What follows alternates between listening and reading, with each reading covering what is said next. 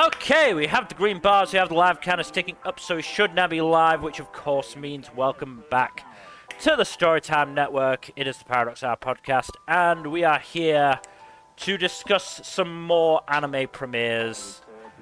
There are some actually pretty good stuff this season, and then there is some quite bad stuff this season, as always. There's a lot of garbage. A lot of garbage. Yeah, sift through the garbage to get to the good stuff, unfortunately. Yeah, that's our job. There's a fair amount that's sort of in the middle as well, I would say. Oh yeah, there's This always has the mid-tier stuff. Much bigger mid-tier than last season.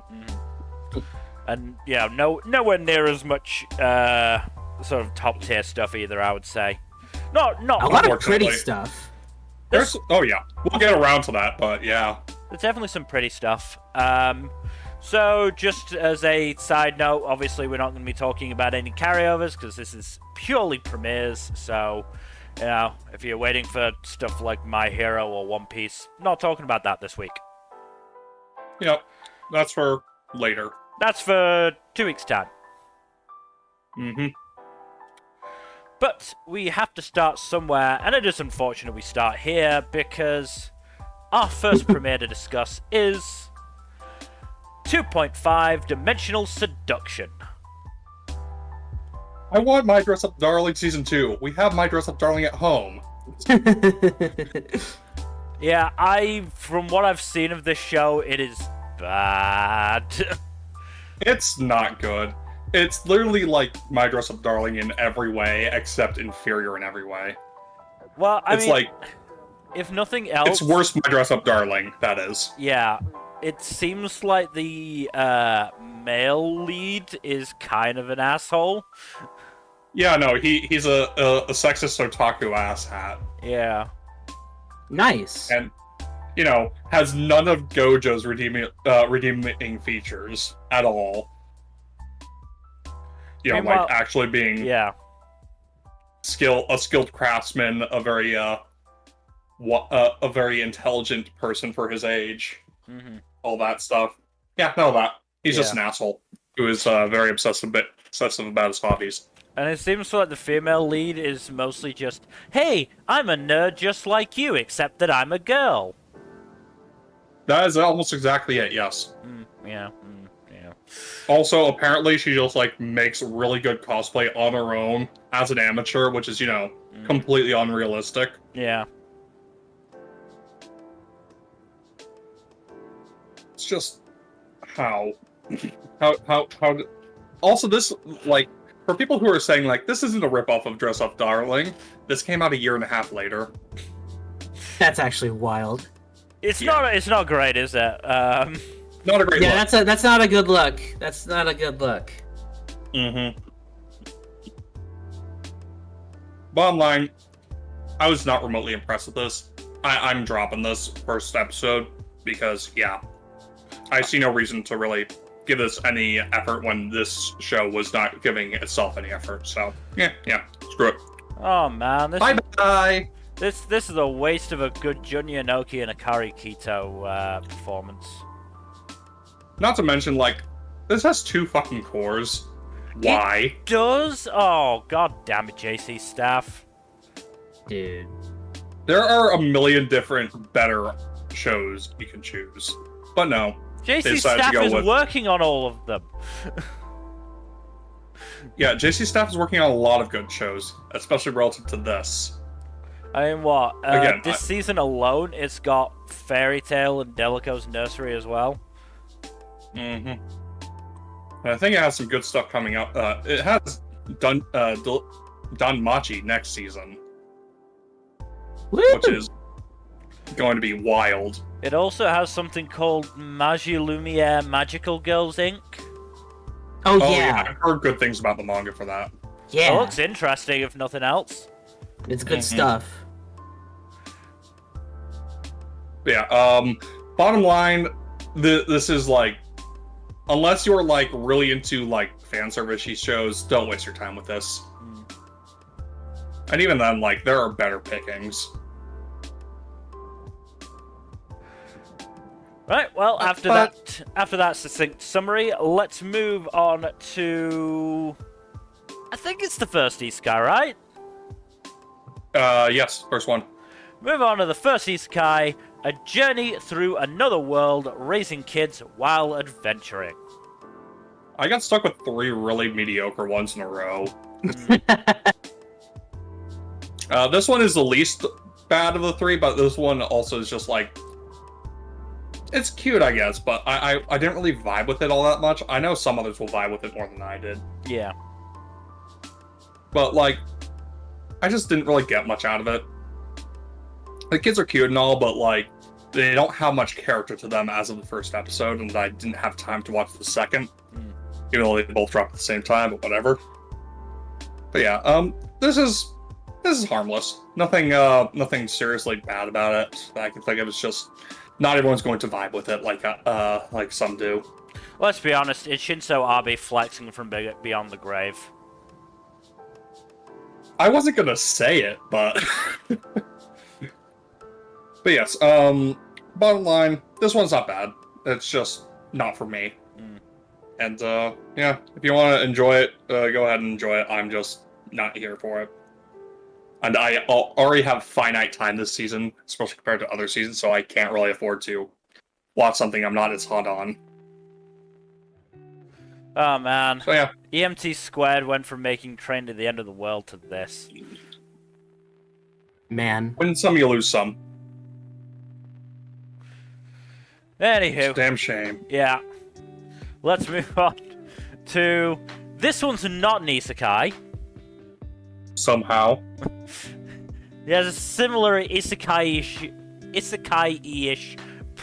premise. And the show is, of course, a nobody's way up to an exploration hero.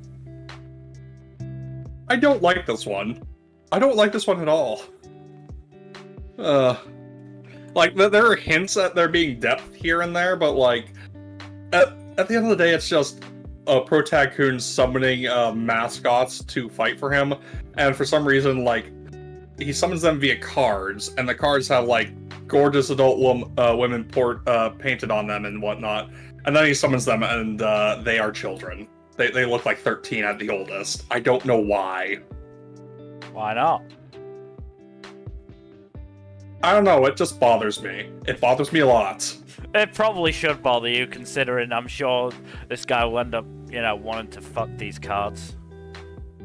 I mean, he does have the childhood friend who he seems to be pining after, so who is his age, so that's something, but, like, I have no real interest in watching more of this. At all. Like, the designs don't help. As you can tell from the poster, they're not exactly, like, the best. Yeah. I'd like to say that the Gecko has gone from, which is the studio that's done this, has gone from something good to this. Nah, it worked on fucking Protocol Rain. It's not going. It's stayed a similar level. Rip. Rip. Yeah, no, bottom line, not really big on this one, personally. Didn't like it. Not... it's hard to say which is worse between this and 2.5 Dimensional Seduction, honestly. They're bad for different reasons. Really kind of says something, I feel.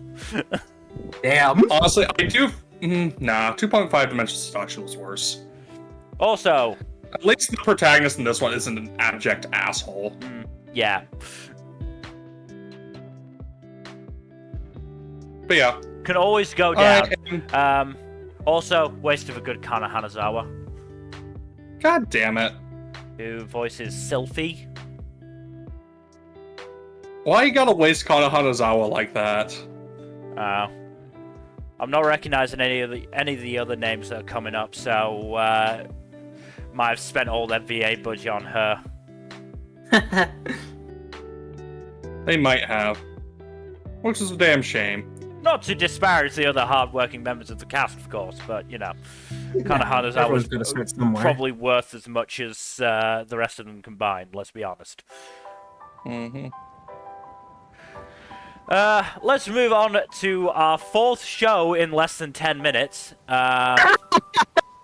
We're breaking record speeds, y'all. Oh boy. Don't worry, when I get to talk, I'll take much longer. Oh boy. Look, there's not a lot to say about these, really. Moving on That's the issue. to Alya sometimes hides her feelings in Russian. I like this one. I do. I like it mostly. There's a few things I'm not too sure about just yet. I'm with you on that. What are your issues? Well, okay, there's not much fan service in this show, but when it's there, I hate it. I agree. Yeah, Like you saw episode 2, right? Fan service, one fan service bit in each episode is like they put a lot of effort into it for no apparent reason besides horny. But why? I don't like it. Also, in episode 1 at least, like the whole thing there with the looking up her skirt by mistake. That's such old school harem comedy bullshit that I'm just not big on.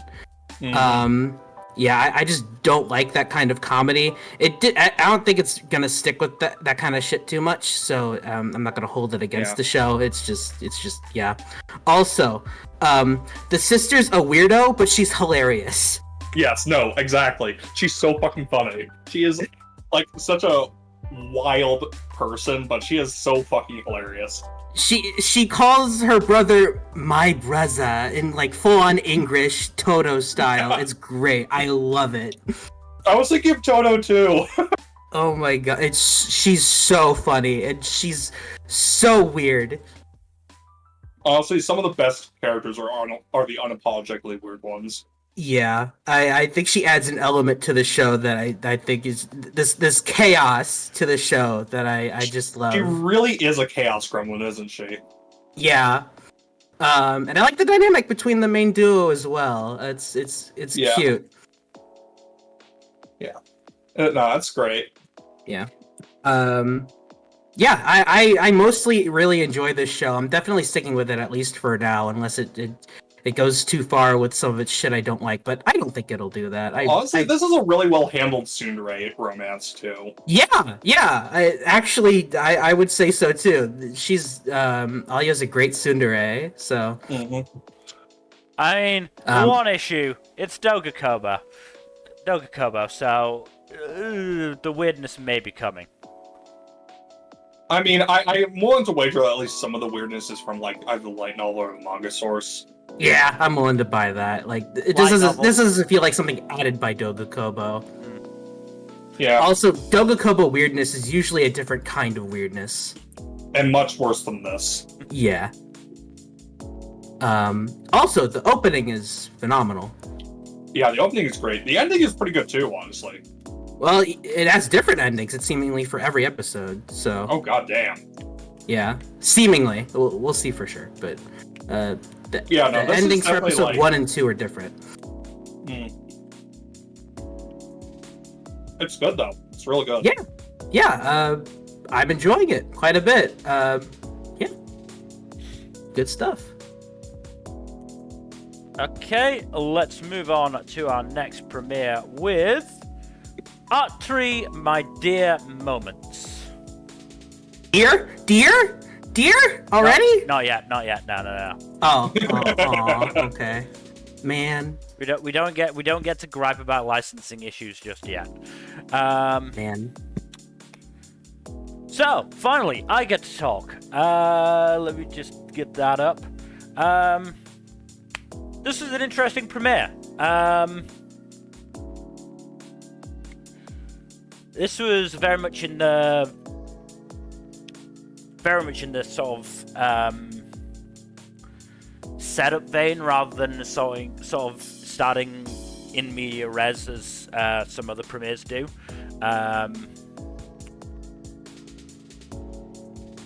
Natsuki finding Atri under the apparently the sea levels have risen, and as expected, it wasn't good.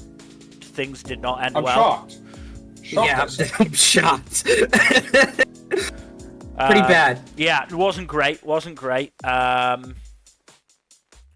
think in the chaos of the sea levels, right? I'm not sure if it was a gradual thing or if it just suddenly like went whoop, and went up. It was really unclear. But it does seem like Natsuki lost a leg in that. So, you know, disabled pro tag is cool. I'll give it that. Yeah, it's neat. This may be just me. There was mention of an Amaterasu energy project, which I don't trust. I feel like that sounds very bad.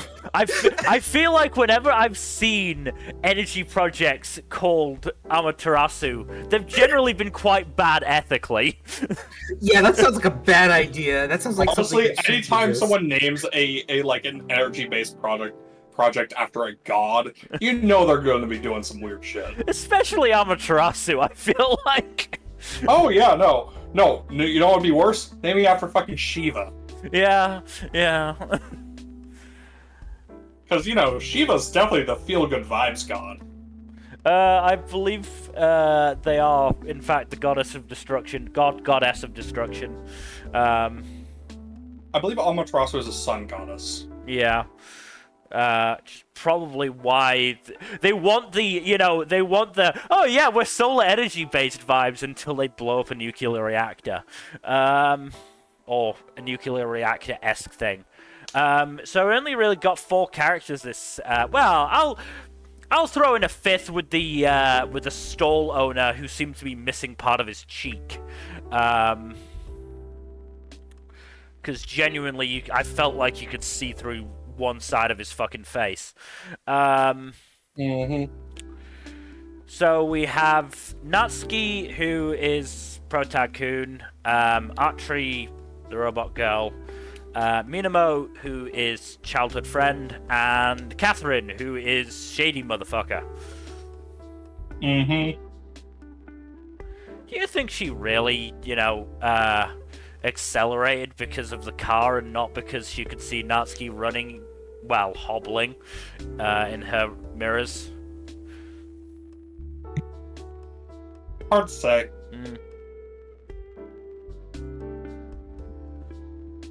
But yeah, no, I'm interested in this. This is by Troika, who obviously did the anime of the year in Overtake, and the not so anime of the year Shinobi no Toki, and the anime of the year Bloom Into You. Very mixed track record there.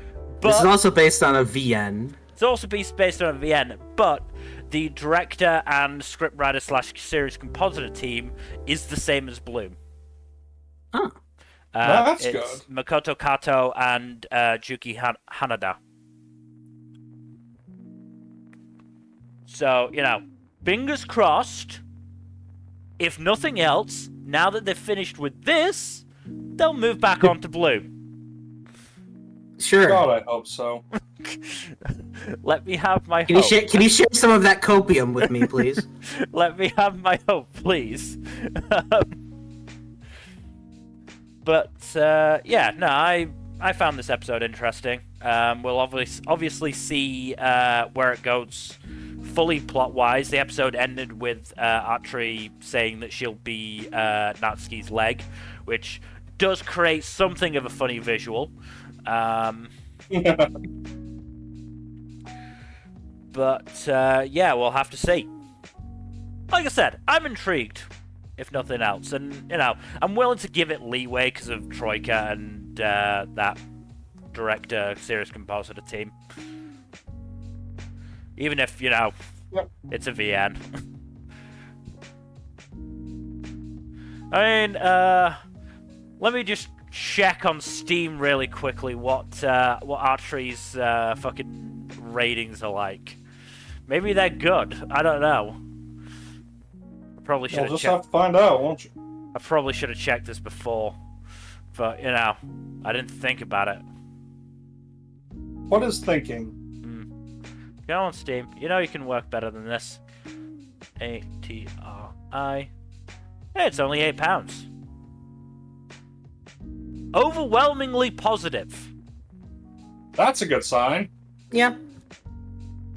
A lot of those front wing VNs are.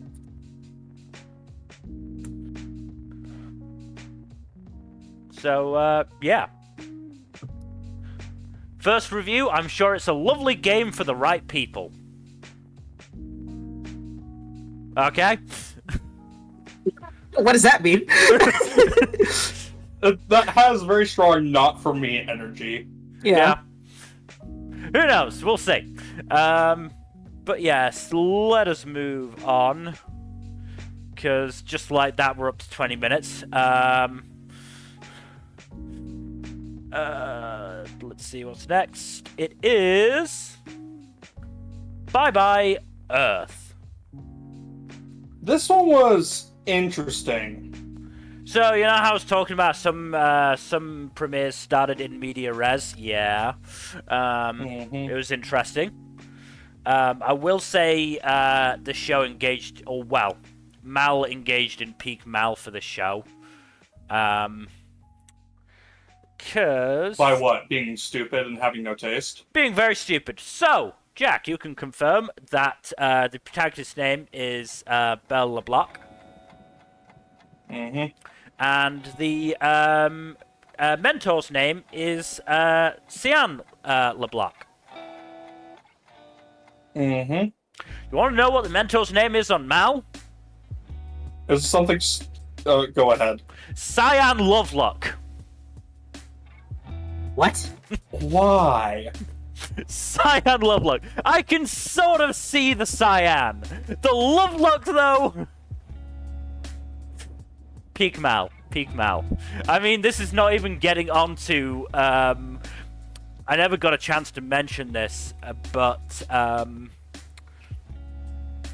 I will, you know, try and collect the best OP and ED songs from a season, the ones that I enjoy the most, and, you know, oh, damn, they've changed it. You know, and chuck them in a YouTube playlist so I can listen to them. I did that for World Dice Stars, and the name of the song is Wanna Be Star, as, you know, you would expect from a show like this, and Mal fucking butchered it. They've changed it now, so that I can't tell you what it was. They've just got the fucking kanji for it, but it was bad. It was really bad. Mal? Butchering something? No. Anyway, yeah. This was interesting. I'm still not entirely sure what was happening in that sort of last quarter, third-ish. Yeah, I was a bit confused by that too. I assume we'll get more answers later on. I believe what was going on was, in order to fully graduate from mentorship, she had to erase, she had to basically erase him from her memory. Right, but did she actually kill him? You know, it was really unclear. That's gonna be my go-to. It's a very easy go-to. Yeah, it was. It was very unclear whether she actually killed him. Or if that was like a mental thing, maybe? I don't fucking know. I believe the ambiguity is probably deliberate. Yeah, probably. A point that I did not recognize while watching the show and was only pointed out to me in... reviews. Yeah, the A&N review in particular, because I don't believe the Anifem one is out, because I don't believe they actually post stuff on the weekends. Not usually, no. But Belle's wooden-looking sword has some writing on it, which is Erewhon. That's nowhere backwards. Subtle. Considering that Mr. Mentor said that the writing was the old language for utopia, not an amazing sign.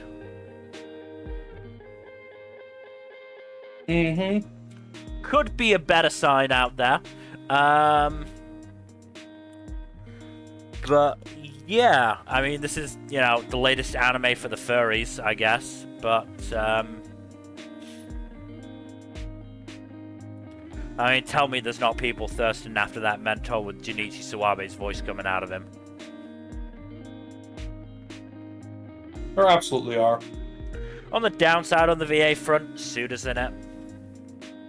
Oh, your favorite. Was it a downside, huh? But yeah, this was pretty good. A good bit of action to open up. And you know, Bella's an interesting protagonist thus far. Yeah, so far she's interesting.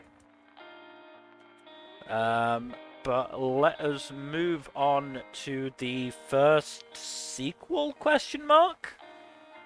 Yeah, it's a sequel technically.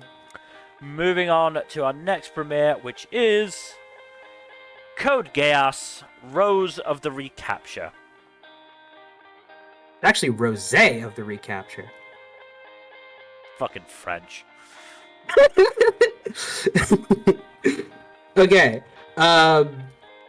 As of this stream, I think 4 episodes have come out. I'll mainly just focus on the first one. Well, yeah, it started in frickin' in June, so head start. Yeah, the whole release for this is weird because like in Japan, it's a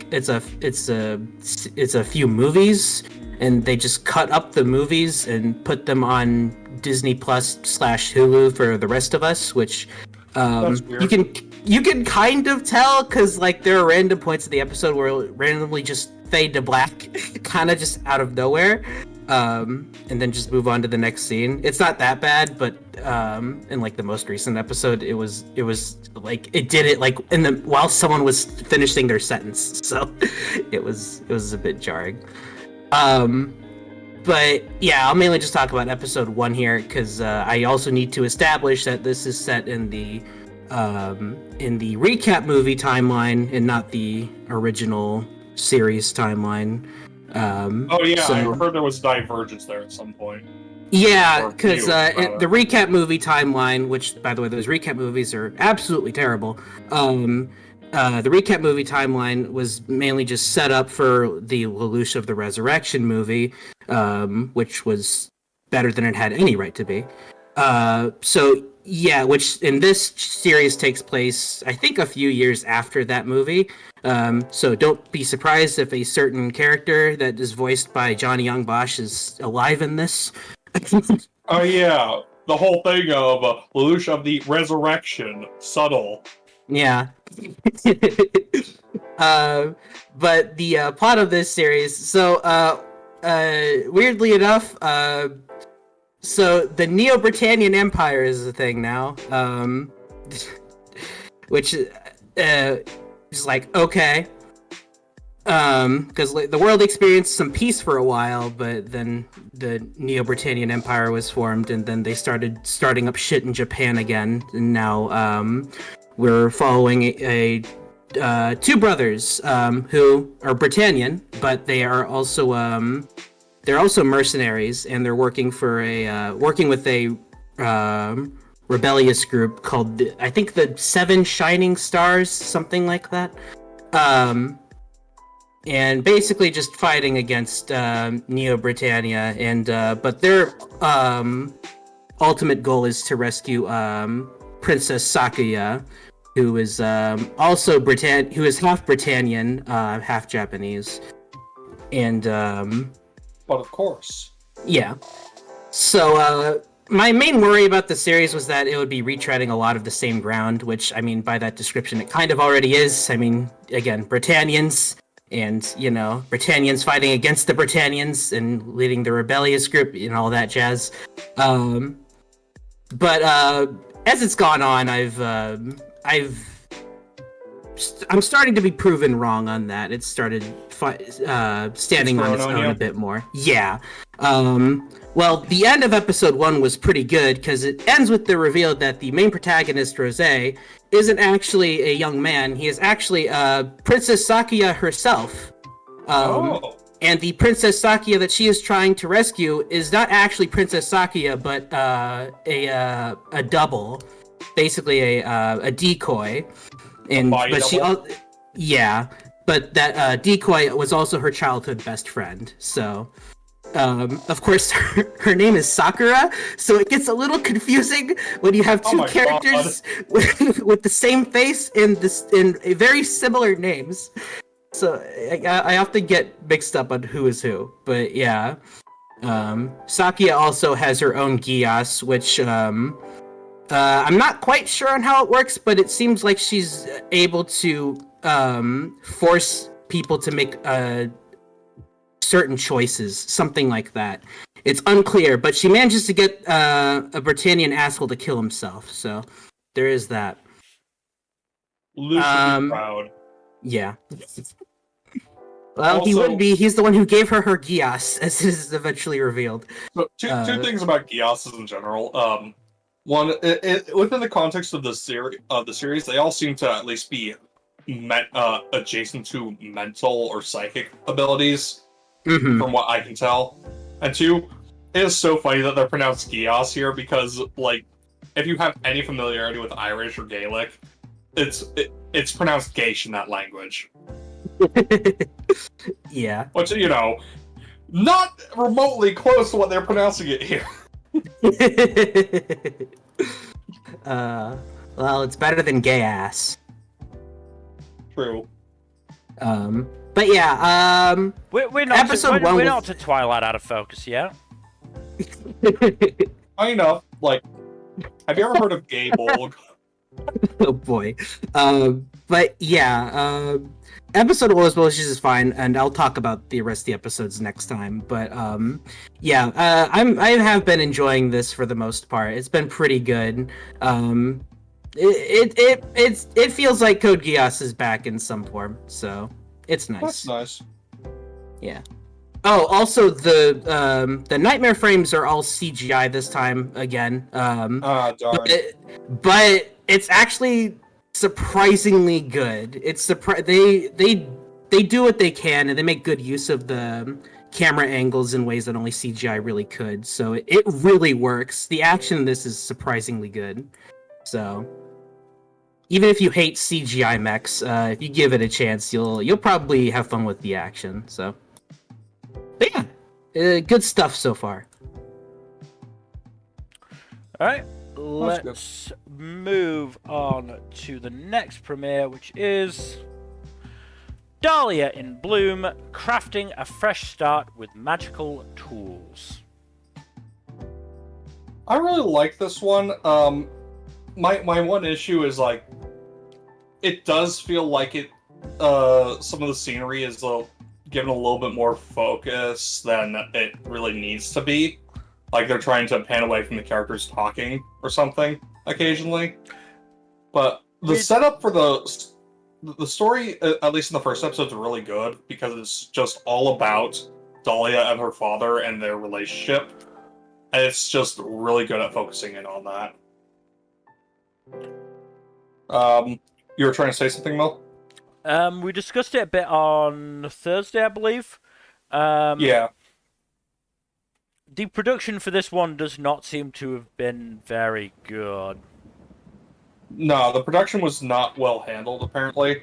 Apparently there was an issue of, like, one of the production groups outsourcing, like, through multiple different sources, and eventually, like, somehow a North Korean animation studio got involved in producing bits and pieces here and there. And when this was discovered, there was a controversy, and they had to reanimate all of those bits. Mm-hmm. Which, you know, can't have been fun for the actual production. No, probably not.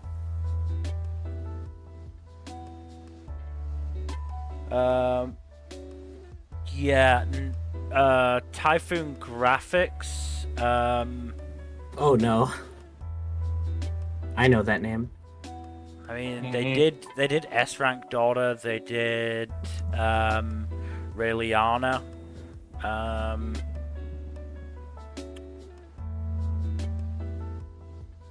Yeah, that's all I'm really coming up with that I recognize.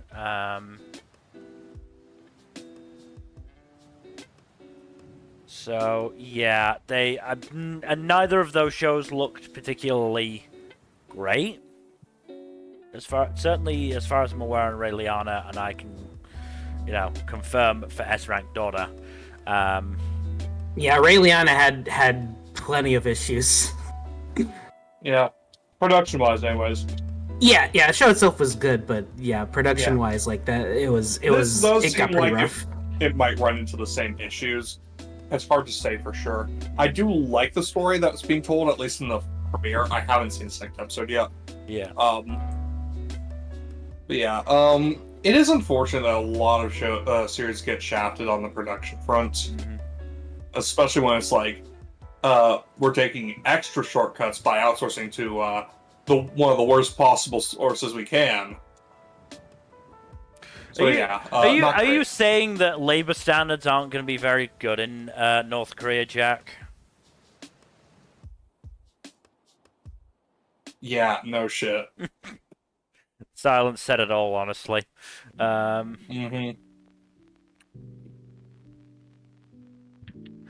I was. Which is a damn shame, because the story makes me really want to enjoy the show more than the production issues kind of detract from.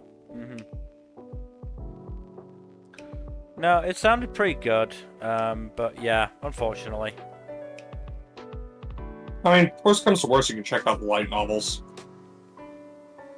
Not that interested. Especially considering I've just, finished a long light novel series. Fair.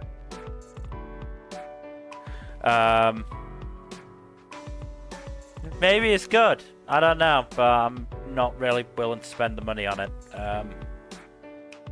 That is completely fair. But anything else to say about Dahlia and Bloom? I do like the whole concept behind it. Dahlia has memories from another world, and that leads her to, create inventions using magitech, inspired by real-world technology. I think it's really neat. I wish more isekai would actually, lean into that, because it would, actually make the isekai element important to the plot. Yeah. Yeah, I think it's pretty well executed here. I'll stick around with it for at least a few episodes. Alright, let's move on to our next premiere, which is Days with My Stepsister.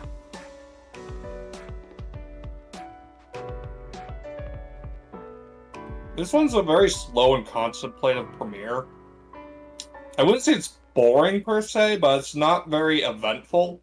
Very mundane, I would say. There are a few bits and pieces of fun characterization here and there, because, it's these two teenagers just learning to deal with each other and live with each other after their parents remarry. So you get this one funny bit where she is wandering around the house after dark and trying to figure out where the light switch is, because she hasn't, because she's unfamiliar with the house. So that was a funny little bit there, but overall it's just very slow paced and very drawn out. So I'm not really as big on it. Yeah. I might come back to it at some point, but I already have a massive list as is, and I don't have as much free time as I normally do, so I probably will, if I do come back to it, it's going to be on the back burner for a while. Fair. Yeah. I don't mind it in concept, but, there's also the romance tag, which has me concerned. Of course this is going to be a romance.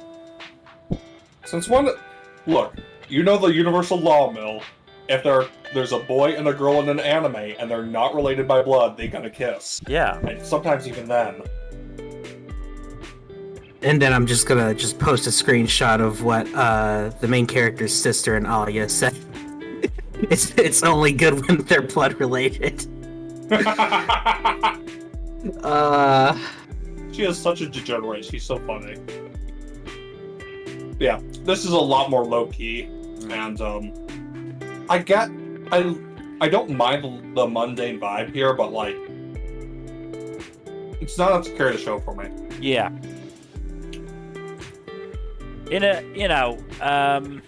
Sometimes we'll get to a point.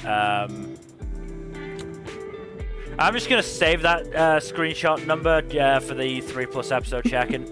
Yeah, don't mind me. I'm perfectly okay with that. But yeah. Sometimes you'll get a season where you're just like, look, you're going to have to grip me immediately, or you're gone, because I just don't have the time.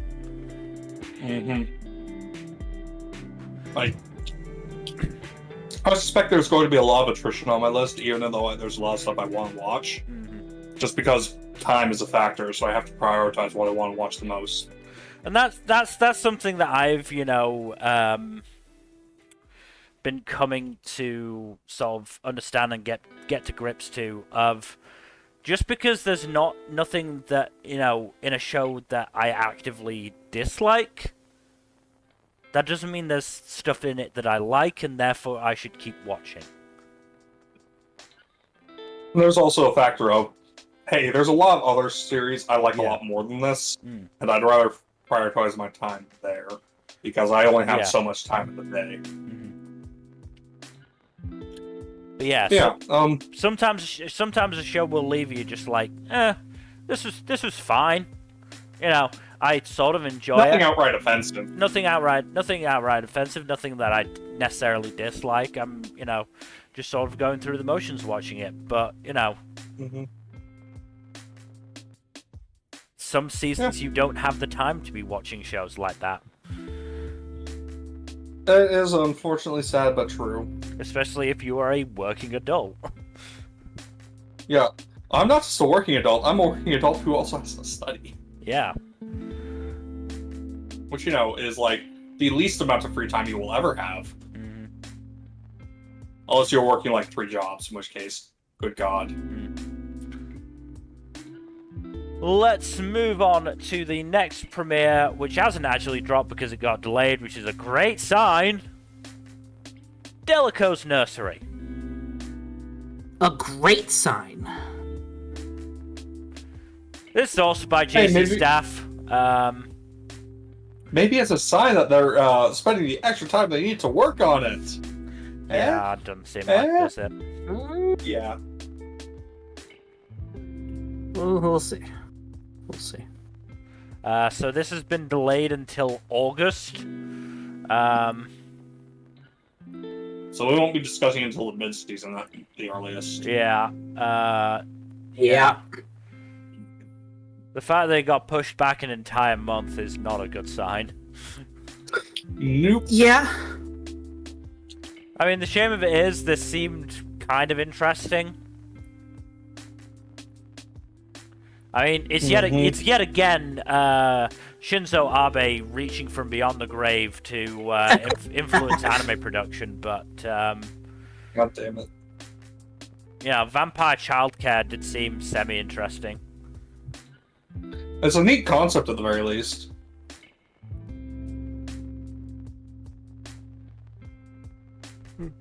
Yeah. I'm looking forward to checking it out when it finally drops in a month. Yeah. Yep. I'm gonna be honest, it's probably gonna be one of those things where I'm like, yeah, I'll give it the first episode a watch and then don't get to it. Well, you know what? I'm obligated to watch it, so if it's good, I'll make sure to gas it up when it premieres. Yeah. Let's move on then to our next premiere, which is Dungeon People. This is pretty good. Dungeon People. It's very neat. I like this.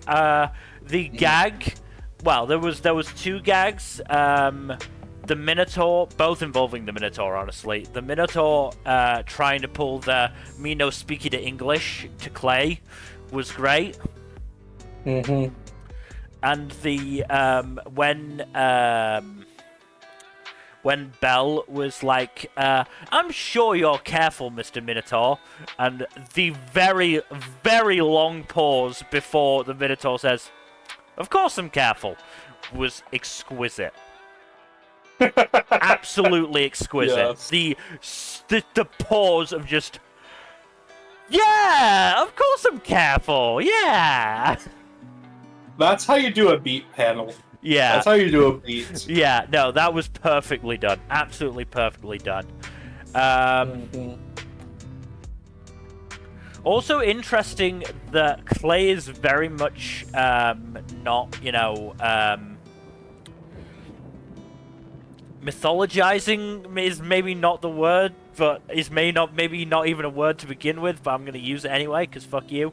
Mythologizing her dad much at all. When she's remembering his pretty shitty training, she is like, yeah, that wasn't good teaching. And, she doesn't seem that invested in figuring out what the fuck happened to that deadbeat. Yeah, I can't blame her. Yeah. He is a piece of shit. And yeah, she got her ass absolutely handed to her by Belle. Belle is a monster in the overpowered sense. But yeah, Clay is getting that bank now. Good for her. What was it, like 5 gold pieces a day? Which is ludicrous, apparently. I mean, if we're working on D&D logic, that's pretty fucking... That's a fair amount. Oh, yeah. Like... It's really hard to convert it to, like, dollars and stuff. Probably the best way to compare it is, like... It's probably like $500 a day, basically. Yeah. No, it's definitely a good amount of money. I'm very much looking forward to when they get to interviewing monsters, because that's going to be fucking hilarious. Oh, absolutely. But I can see I can definitely see the appeal of this show from when it goes. Obviously, very much the setup. We need to see how it handles the day-to-day life sort of thing. But I enjoyed myself. If nothing else, the fucking Minotaur alone earned at least 3 episodes. Yeah. I'm always happy when OLM just does its weird shit. OLM should be allowed to pop off more. They do good stuff. Yeah, but after what, like a good couple of decades of mostly just doing Pokemon, now they're really expanding into just weird crap that they find interesting, it seems. Good for them, honestly. Yeah. And yeah, Sayaka Senbongi is Clay, and Sayaka Senbongi is very good. So she goes from playing one character exploring a dungeon to another character exploring a dungeon. Yeah. To be fair, not to explain the joke, she was March still last season. Not really exploring the dungeon. She's working in the damn thing this season. Well, she started off exploring the dungeon. Yeah. Yeah, that was just my joke. Sorry. Right. Dungeon People, very good. Looking forward to. It was a good premiere. Looking forward to seeing how it continues on. Let's move on to, I would say, probably the biggest premiere. Definitely the best premiere of the season, in my opinion. I would say definitely the biggest non-sequel premiere. I don't really think there's anything else that is out measuring it, other than maybe Nokotan. And that's mostly from, meme potential. The memes, yes.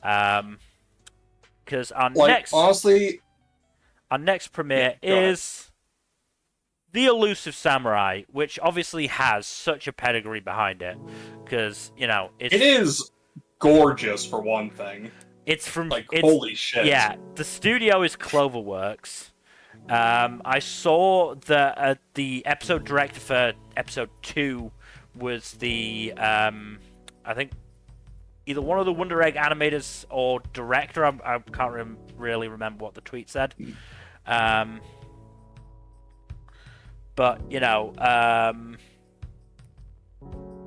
one of the producers is Shota Umehara, who is, like, one of the big cheeses at Oh, goddamn. Cloverworks, if I remember correctly. Yeah, so the director of Elusive Samurai was the episode director for episodes 2 and 9 of Wonder Egg Priority. And the episode director for episode 9 of Dress Up Darling. Oh, okay. The voice cast is also pretty fucking stacked. Yeah. As such luminaries as Yuichi Nakamura, Aoi Yuki, Yu Miyazaki, and several other like lesser talents that are still like very talented. Yeah. And like there's a lot of good names in this cast. Yeah, and from a story perspective, it's from Weekly Shonen Jump. The author of the manga is Yusei Matsui, also the author of Assassination Classroom, which obviously a very, you know, highly regarded series. But it is so funny. Takauji is voiced by Tengen. Yeah. That's so funny. Sorry, continue. You know, this is a series I have been reading from chapter 1, and it is weird at times, but it is also very, very good. I mean, it's from the Ass Class author, so... Yeah. I mean, if you watch this premiere, you will have gotten a taste of that weirdness, because Yorishige is a fucking weirdo, and... Yeah, I love the gag, though, of him shutting off the light that's shining behind him by just pulling on his headdress. Fucking fantastic gag. Fucking fantastic gag. But, Yuichi Nakamura, perfect casting choice for Yorishige. Perfect. Yeah. And yeah, this is so well done. This covered basically just the first chapter. They changed a few bits around and added a couple of little bits here and there.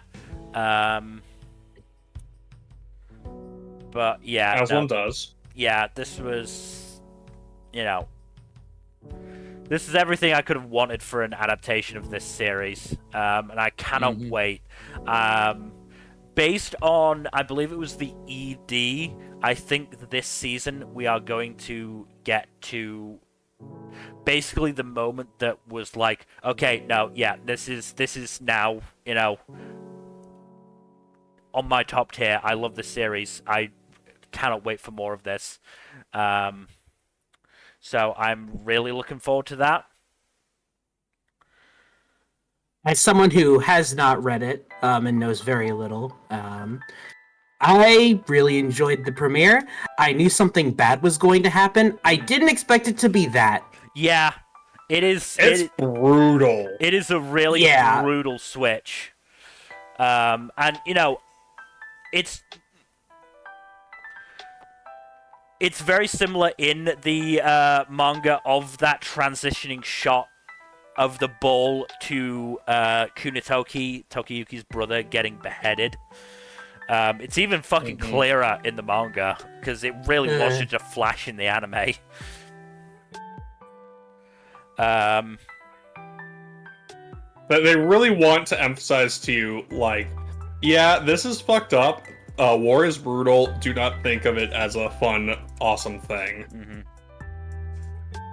I mean, here's the other thing. They kind of have to, because Takauji is, as they were saying in the opening narration, considered a hero in Japanese history. I do feel like they kind of had to go, yeah, he's not going to be the hero in this story. He did some pretty fucked up shit. You know, from a different perspective, you know, a hero slaying his foes is pretty fucking brutal and nasty.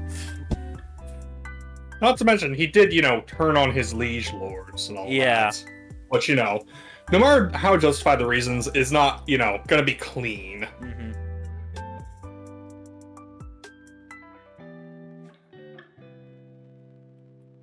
Yeah. But I cannot wait to watch episode 2, which I believe is now out. Yeah. It's gonna be, I'm so looking forward to this show. I locked this for a reason. Yeah, I'm not surprised that you did. Yeah. No. Yeah, it's pretty damn good so far. Yeah. Probably might not be my favorite premiere, but it's definitely like second or third. It's easy. It's an easy top 3 show of the season so far. Yeah. Yeah, yeah. It's really hard to go wrong with this one. Assuming unless you're a Cloverworks little doesn't bit pull out squeamish. Cloverworks. I get the feeling they're not going to do that again, especially after I don't the backlash think they got so. last time. I don't think so, but No, I completely would- fair to be cautious. yeah. I would like to think that at this point they have sort of figured out that, hey, maybe doing 3 shows in a season is a little much. Let's maybe try and work at a max of 2. And, we can work on movies as well, but, 2 shows as a max. Also, dude, that ED. ED is very good. Yeah, ED is really very good. good. That ED is so good. Oh my goodness. It's so fucking funny though. Like, oh, hey, we have this horrific war crime stuff going on. Peppy, upbeat ED song. To be honest, I love it. I don't want to give anything away, and I'm not going to give anything specific away, but it kind of fits in with something they started to do later in the manga. Jack, I think you should know what I'm talking about, because you should have gotten to that point. Probably. But I know Probably. you're not reading this one weekly. Yeah, I'm letting chapters build up so I can binge more of it. Yeah. But yeah, no, great show. Really looking forward to it. We should probably move on. To a not so good show. Yeah, let's move from the top of the order to the curtain pullers. Moving on to Failure Frame. I became the strongest and annihilated everything with low-level spells. This show sucks. This is This like show Art Ferretta, but somehow worse. This show sucks with a capital S. Oh my god. Oh, okay. So edgy, such edgy, feel much like, wow. I feel like this premise is done at least once every fucking season. No, I could Something like similar at the very I could least, describe yes. the premise to you, and you'd be like, I think I've heard of this show, and then you'd say something like a different isekai from like a few seasons ago. It's not only is it painfully generic, it's also just That's it's just bad on top of that. I mean, From my memory, this one most resembles Ari Ferretta, but there are enough differences as like, look, just going from the title, I feel like I could go through the last year's worth of seasons, and as I said, pick out at least one show that has a similar premise of, oh, I've got weak skills, except that I'm the strongest now with them. It's like the title is AI generated, like unironically. You put like a 1,000 like isekai titles like just in an AI generator, and this is what it would come up with. Like it's The unfortunate thing is, like, that's how Naro works. Like, they just, like, throw as many different keywords as they can into the title to, try to differentiate themselves from everything else that's extremely similar. Yeah. Yeah.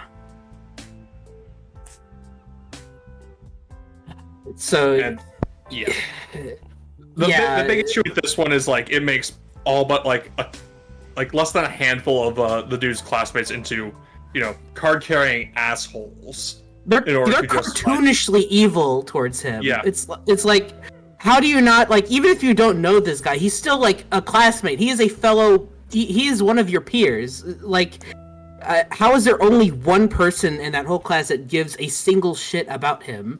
Like, Literally, like, there are only 3 people who responded anyway negatively to him being banished, and 2 of them were just like, fuck this, I'm out of here. yeah, exactly. It's Like, it's absolutely just like, people don't act this way. yeah. Like, I get that bullying is a big problem in Japan and stuff, and teenagers are assholes, but like, this is just excessive. No whole classroom is like this. Yeah, no, like, it's just, it strains the bounds of credibility. Yeah, Like- it's ridiculous. I know it's not great to compare it to Ari Peretta because, you know, I've already done that, but like, in that series, no one like, most of the class does not go out of their way to kill to bully the protagonist. Most of them just, like, either ignore him or don't, like, get involved when the bullies are actually doing their thing, because the bullies are, you know, probably going to take it out on them. It's not the whole class just like, saying, haha, good riddance, goodbye, type thing. No, it's just like, yeah, no, that's too far. Also, the CG is bad, Mm-hmm. and the magic system is incredibly generic.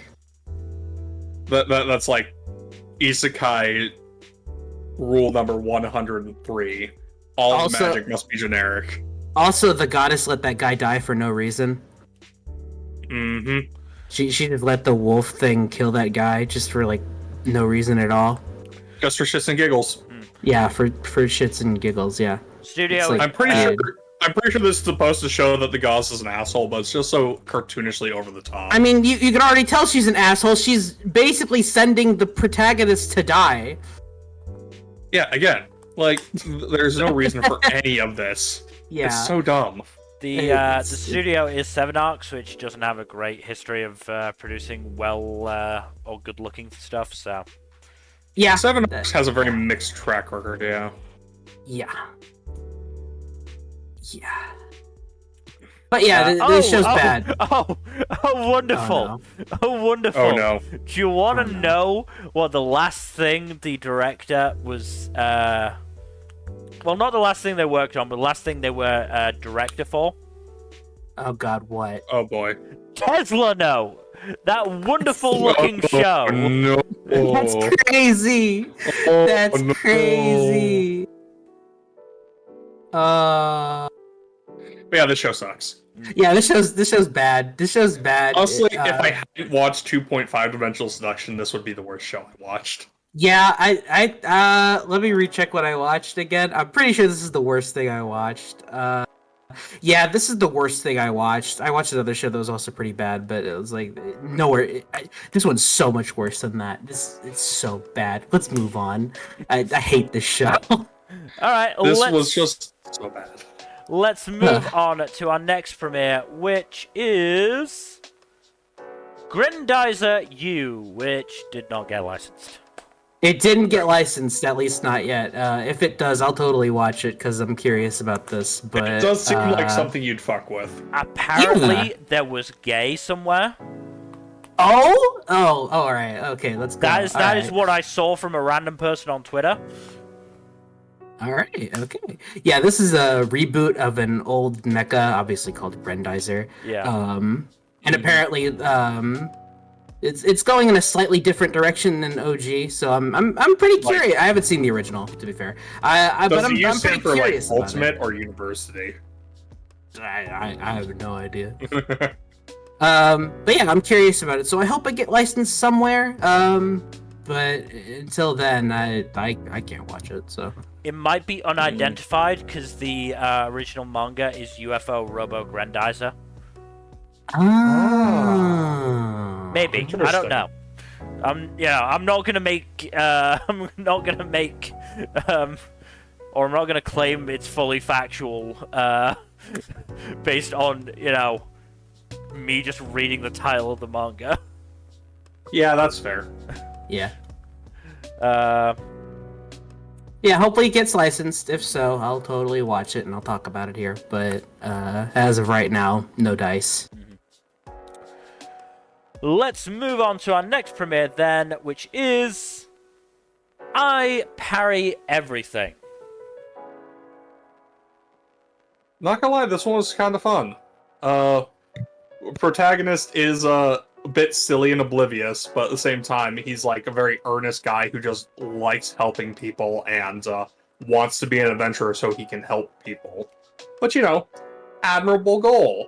And it doesn't hurt that he's like kind of an underdog to at least start with when he first tries to become an adventurer. He then spends like almost 15 years just straight up training the one thing he's good at until he's legitimately extremely good at it. And he still struggles a little bit when he's actually, you know, fighting something for the first time. Because it would be boring if he just one-shotted the enemy. Don't you know, Jack? That's what makes action anime interesting. I know, right? I mean, there are exceptions, of course, like One Punch Man, but they are exceptions for a reason. Yeah.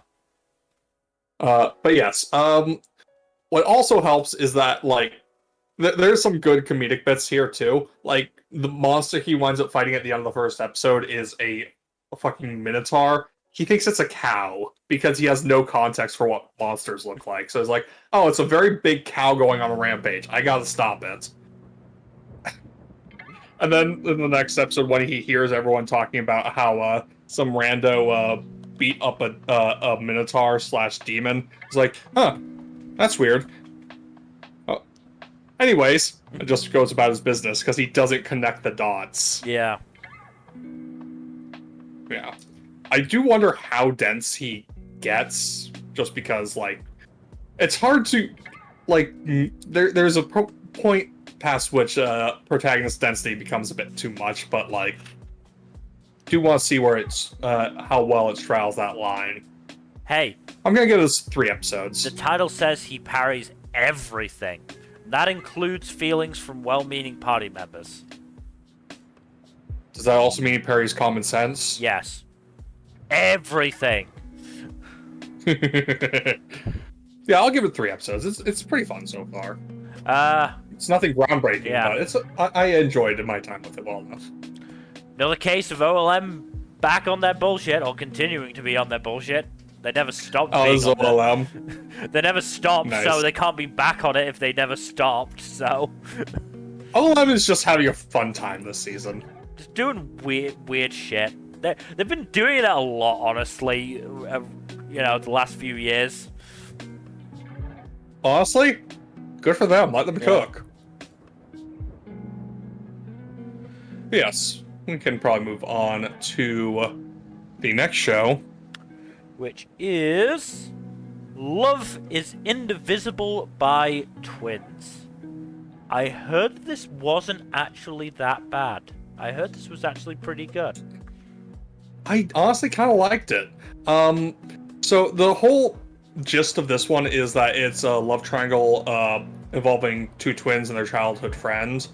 I'm shocked. But the first episode has one of the twins actually, you know, confess to the guy, and they start dating.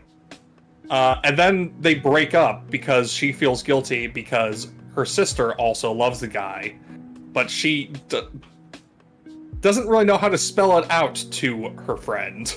So, and doesn't want to, you know, make him feel guilty for it either. And, like, so the twin who breaks up with him, Rumi, is a bit more of the sporty type. Yeah. Whereas the other twin, Naori, is more of the intellectual type. And both have really good chemistry with June, which makes it, who is a childhood friend, which makes it all the more unfortunate that, like, both of them feel so conflicted about their, because both of them feel bad about each of them having a crush on the same guy. Yeah. It's complicated. I know how I would usually say, like, there's a solution to this, but it's not a band-aid solution.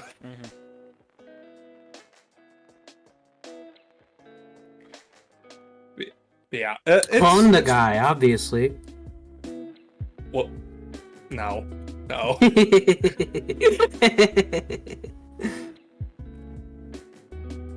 So I know I know Anifem shouted out the series compositor for this series, Michiko Yokote.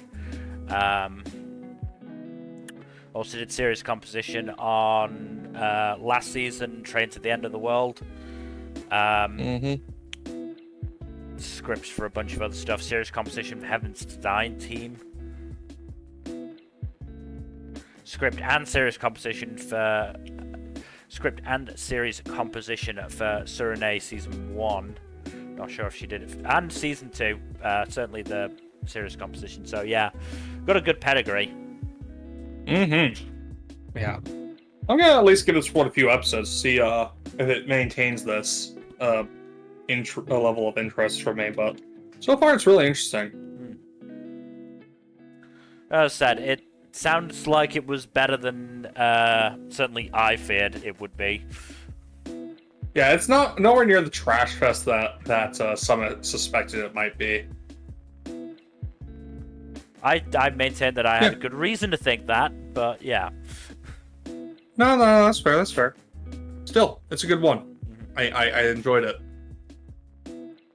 Let's move on to the next premiere, though, with The Magical Girl and the Evil Lieutenant Used to Be Archenemies.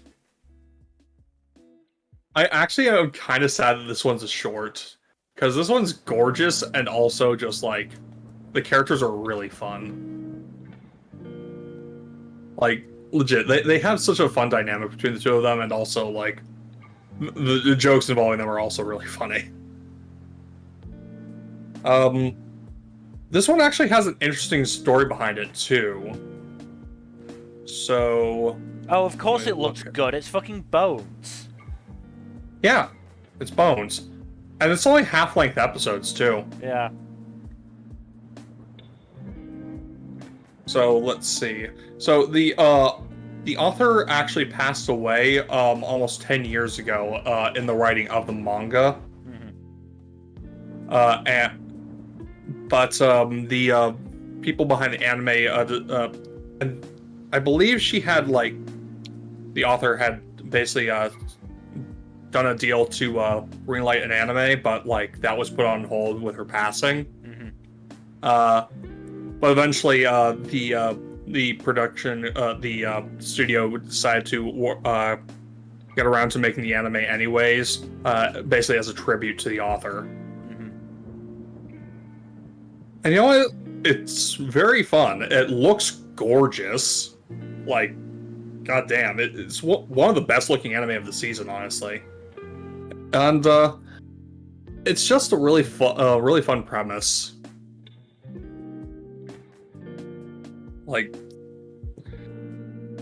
There's a lot to be said about how do evil supervillains handle catching feelings for their supposed arch enemies, you know?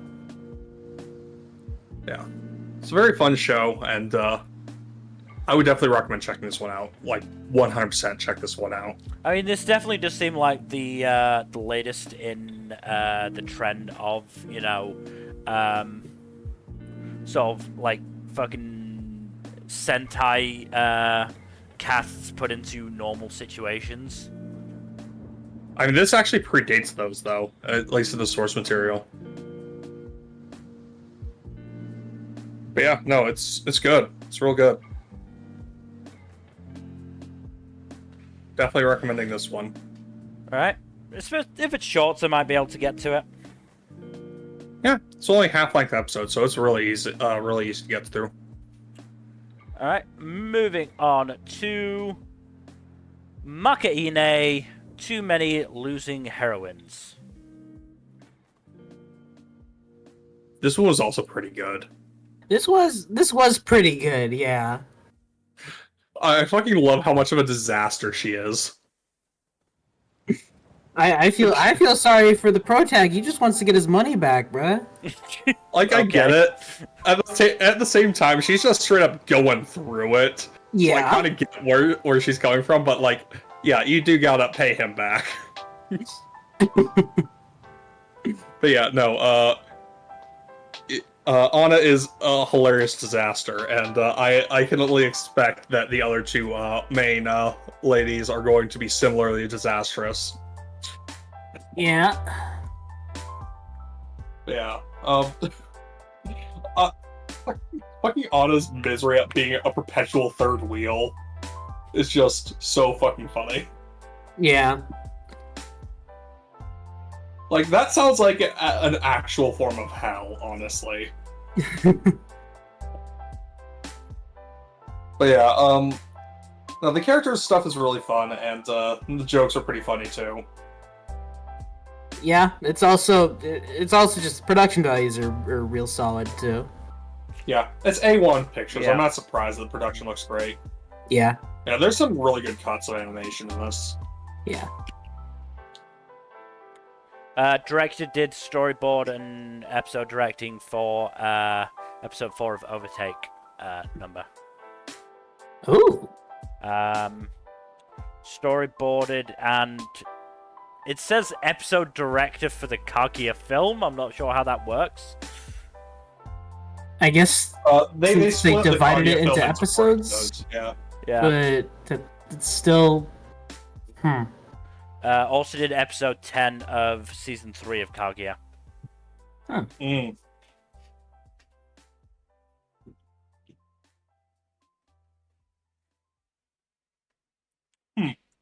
Yeah, not too much to say about it so far, but yeah, I enjoyed the premiere. Yeah. It's hard to say where it'll go from here, but it looks like it'll be a fun time. Yeah. If you're Yeah. okay to move on. Yeah. That's it. So this was a fun one. But... The ED is also very good. Oh yeah, the ED's very nice.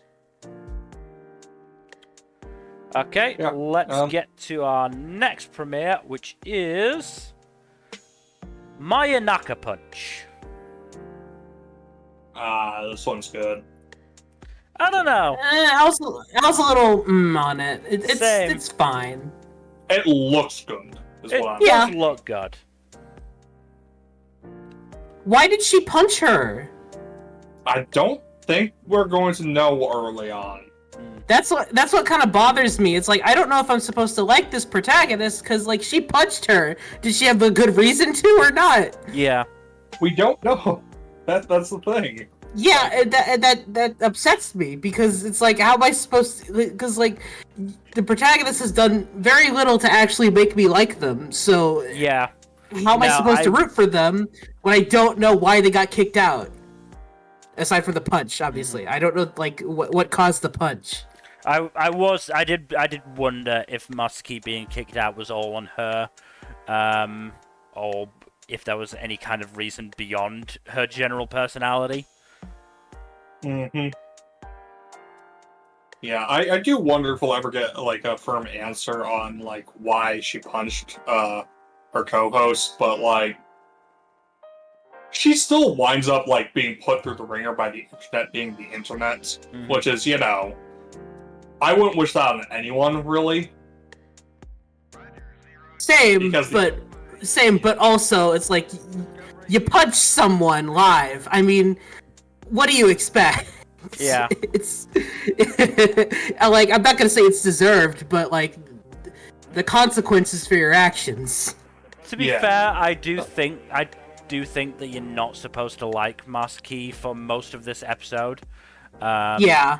I think the turning point I'm is pretty sure as well. The turning point is hopefully that, or when Muskie was wandering through the hospital drunk, you know, remembering that first viral video.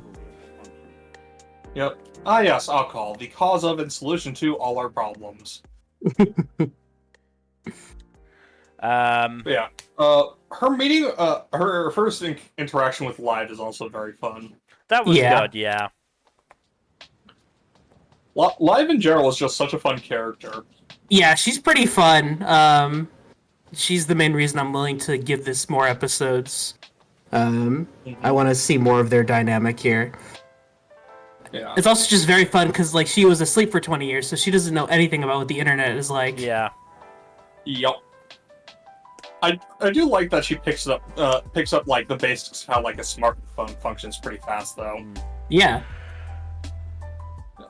This series could be very good, but it has a lot of needles to thread. Yeah. Yeah. Like, it has a lot of potential, and it looks fucking great. Yeah. But the concept's unique, the production values are good. It's pretty funny as well in some places, so I'm willing to give it a good chance here. It's one of those I need to see. I need to see what else is, or how much else I'm going to be watching on that day. If I'm already watching, like 2-3 shows on whatever day it drops on, my instinct is probably going to be a no. Just because I just didn't feel myself really getting into it, and I do feel like this is going to be one of those where I may have to force myself to watch another episode. I don't really want to have to do that. Looks like it airs on Mondays. Right.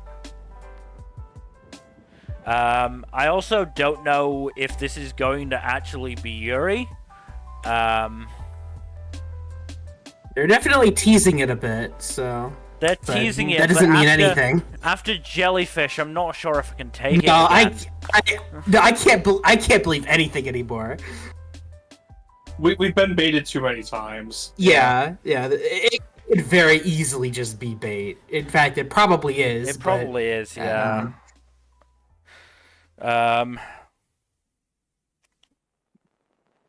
There's also, this PA Works. There are other PA Works shows this season that I'm more interested in, which we'll obviously get to. So yeah, my instinct is probably miss for me. Just because, yes, there was that hint that Masaki might improve as a person, but I don't know, I just don't trust the show enough. It is an original, so that's totally fair. The thing fair. is, like, I'm pretty sure, like, there's, of the 3 PA Work shows, only one of them isn't an original. Yeah, and the other one is a game adaptation. Which, I might just get the game. I'm not sure yet. We'll see. But I'm more with this one for now. I think I liked it more than either you two did, but like, I can understand why y'all are more hesitant than I am. Yeah, I'm definitely gonna give it at least a few more episodes because, again, I like the concept, and there's enough pieces here of a good show. I do like the concept. Masaki, as I said, was a bit of a problem. I think live could be a problem if handled poorly. I think it's a very dangerous needle to thread. Yeah, I think her shtick could very easily become too much. But yeah, we'll see. Maybe if I do have the time, I'll watch episodes 2 and 3 for the 3+ episode check-in, if nothing else. But yeah, we'll see. Let's move on. We've got to discuss it at some point. It is the sensation that's sweeping the world. It doesn't really work as well when it's international. We move on to my dear friend Nokotan. Alright, so I guess we may as well get the whole localization issues out of the way first here. So, the company that is localizing and distributing this is called Remao. They have, I believe they started in 2020, and has been funded by the likes of Shueisha and Toei and a bunch of other Japanese media companies. There is an implication that this is Shueisha trying to fight back against the monopoly that Sony has on the anime licensing and distributing economy. Or whatever. It'd be a lot more admirable if they weren't so shit at it. That is the issue. Of the shows that I know of that they that I have actually, had experience with. They have done Tonbo, which, if you saw live and will see next weekend, the Spring 2024 wrap-up, I had issues with subtitling throughout, especially in the second half, and especially in that final episode where they just seem to have alternative versions of lines. They also did the dub of Miggy and Dali, which I heard had problems throughout it as well. Suffice to say that once I learned that they were the company doing this, the issues with Nokotan's subtitling became all the more clearer. I do not at this stage believe that it is because Ramao is using AI. No, there's a pretty fair amount of evidence showing that it's almost definitely is not AI. It's almost certainly just human error. Yes, Yeah. I believe there has been enough evidence shown at this point to confirm it's probably not AI. Certainly not wholesale, without any editor looking over it. But Don't believe what the idiot Anitubers, I'm not going to name names, but there are certain idiot Anitubers out there that might be blaming Crunchyroll and AI subtitles for this, even though, no, this isn't really on Crunchyroll, and it's not on AI. Jack Nmbr, it's okay, you can name names. I'm good. Jack and I did feel like it. Yeah, Jack and I did discuss this, I think, Tuesday. This is not solely on Crunchyroll. I would argue there is an element of blame to be had for Crunchyroll because they need to have standards for the shit that they put on their platform. Yeah, they're not entirely innocent. The unfortunate issue is that Crunchyroll didn't really have control over this. Again, though, thing. they have to have the balls to say, look, this is not a good enough quality to go on our platform. Fix it, or it's not going up there, and we're not giving you the money. Because presumably they've paid Remao to get Nokotan. Because otherwise, what's the fucking point? If Remao is paying Crunchyroll, I feel like something's gone wrong there. Yeah. So the point is, Crunchyroll is paying for this show, and it isn't good. It isn't a good enough quality. At that point, you have to say, no, this isn't good enough. Until it's good enough, we're not putting it up. You're not getting your money. Simple as. Mm-hmm. Yeah. They did something similar for Yuzuki Family a couple of seasons ago now, where the subtitles that were put up at first were not good enough. Those ones we're fairly sure were AI, I believe. I'm pretty sure it was machine translated. Yeah. Yeah. But Crunchyroll did actually fix it, and the subtitles from then on were better. Obviously, it was harder to get worse from that point, but it's obviously possible.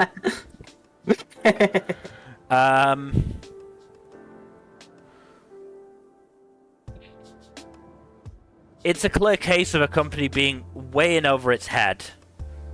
Crunchyroll is what? A good at least 10 years old at this point? Mm-hmm. I think more than that. Yeah, it's been around for a while. We can obviously talk a lot about Crunchyroll's working conditions and how much it pays its staff, but it has gotten the art of simulcasting down to a well-oiled machine. Remao is not at this point yet, and the fact that they are trying to do it, especially with a simuldub, is insane. Yeah. Good lord. They apparently have just a bunch of whatchamacallit, a bunch of no-name voice actors for their simuldub for this, which is, I'm not going to say no name because that's a little rude to them. Okay, Newbie. What I will say in favor of Remao here is that they are actually using remote VAs, which is something that Crunchyroll should be doing to widen their acting pool. Yeah.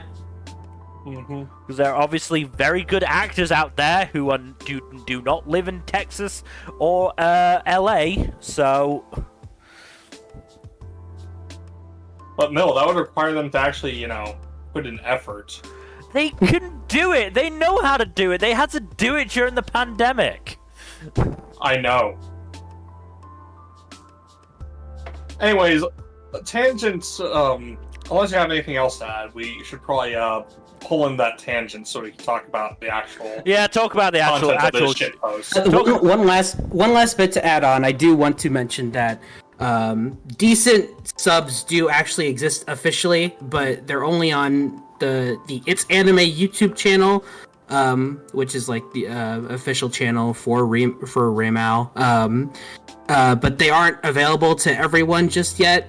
But if they do fix the subtitles on Crunchyroll, then they most likely will use those. But yeah, there does seem to be light at the end of the tunnel for this series' localization, at least. Fingers Look, crossed. I'm not going to say translation is not hard, because translation is very hard, especially, with languages it's different as Japanese and English. But at the same time, you should put in at least as much effort in translation as anything else you want to see perform well. Yeah. Which is, as much as possible. Yeah. But yes, fingers crossed when the second episode comes out, subtitles will get updated and they'll be better. Fingers crossed. Yeah. Fingers crossed. Fingers crossed. Now, the show itself. Very fucking funny. Yes, it is very funny. Awful subtitles aside, for what I could actually understand, it was very good. This is like an absolute shitpost of an anime, but it is so fucking hilarious. Yes. A lot of the visual gags are very just off the wall, but they are really good.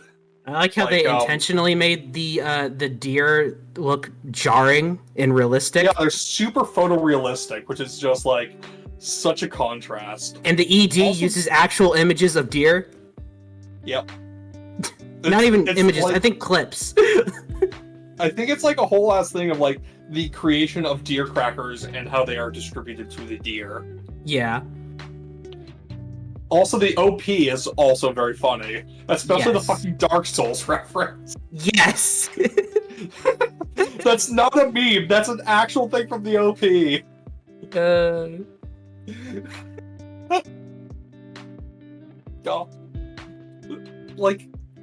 I'm not making any of this shit up, this is just, absolute absurdity.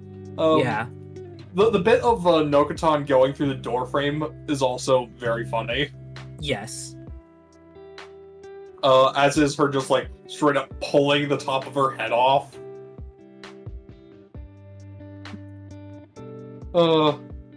Just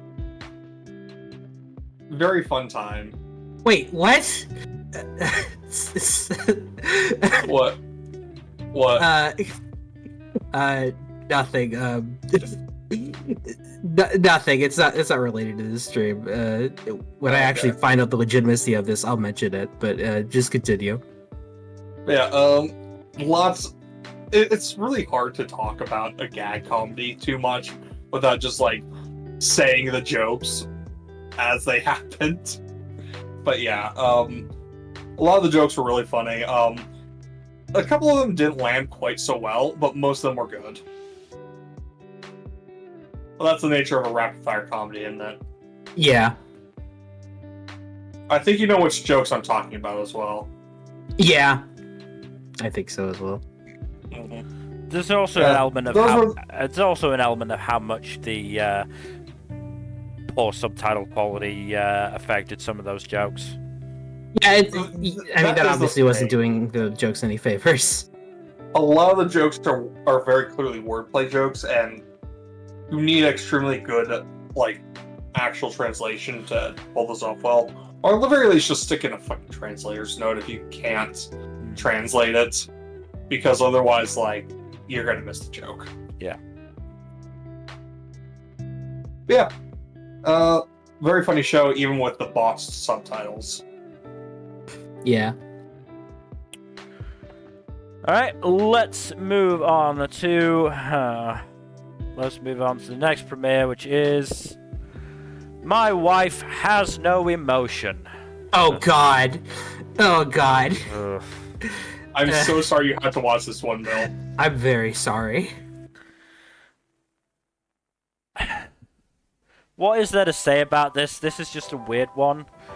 This one very much sort of starts, I would say, in media res.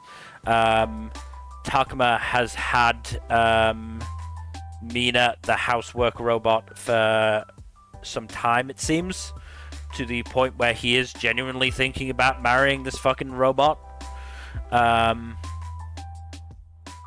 To the point where he literally has one beer and starts hitting on the robot. Man's a fucking lightweight. I noted that it was a very bad sign that about 6 minutes in, I was already checking how much more of it I had to go.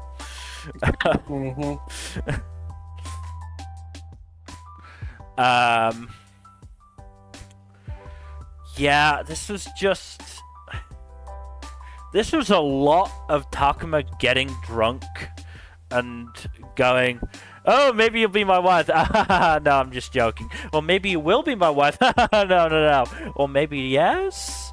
And, you know, eventually Mina just being like, hey, I'm your wife now.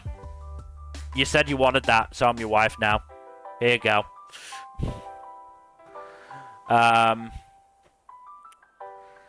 And then in the final scene, because of course this had to happen, Takuma asked Mina to get in the futon with him, and he got horny. Lovely. Yeah. Great. Yeah. I will say, Mina's mouth does not open, which will make particular activities more difficult. Not that I'm going to be there for them. I'm shocked. Shocked, I say. Yeah, I mean, the other thing is, I think it was... Let's see, I think it was the A&N review that pointed this out, if I can just find where it is. There it is, it's quite up near the top.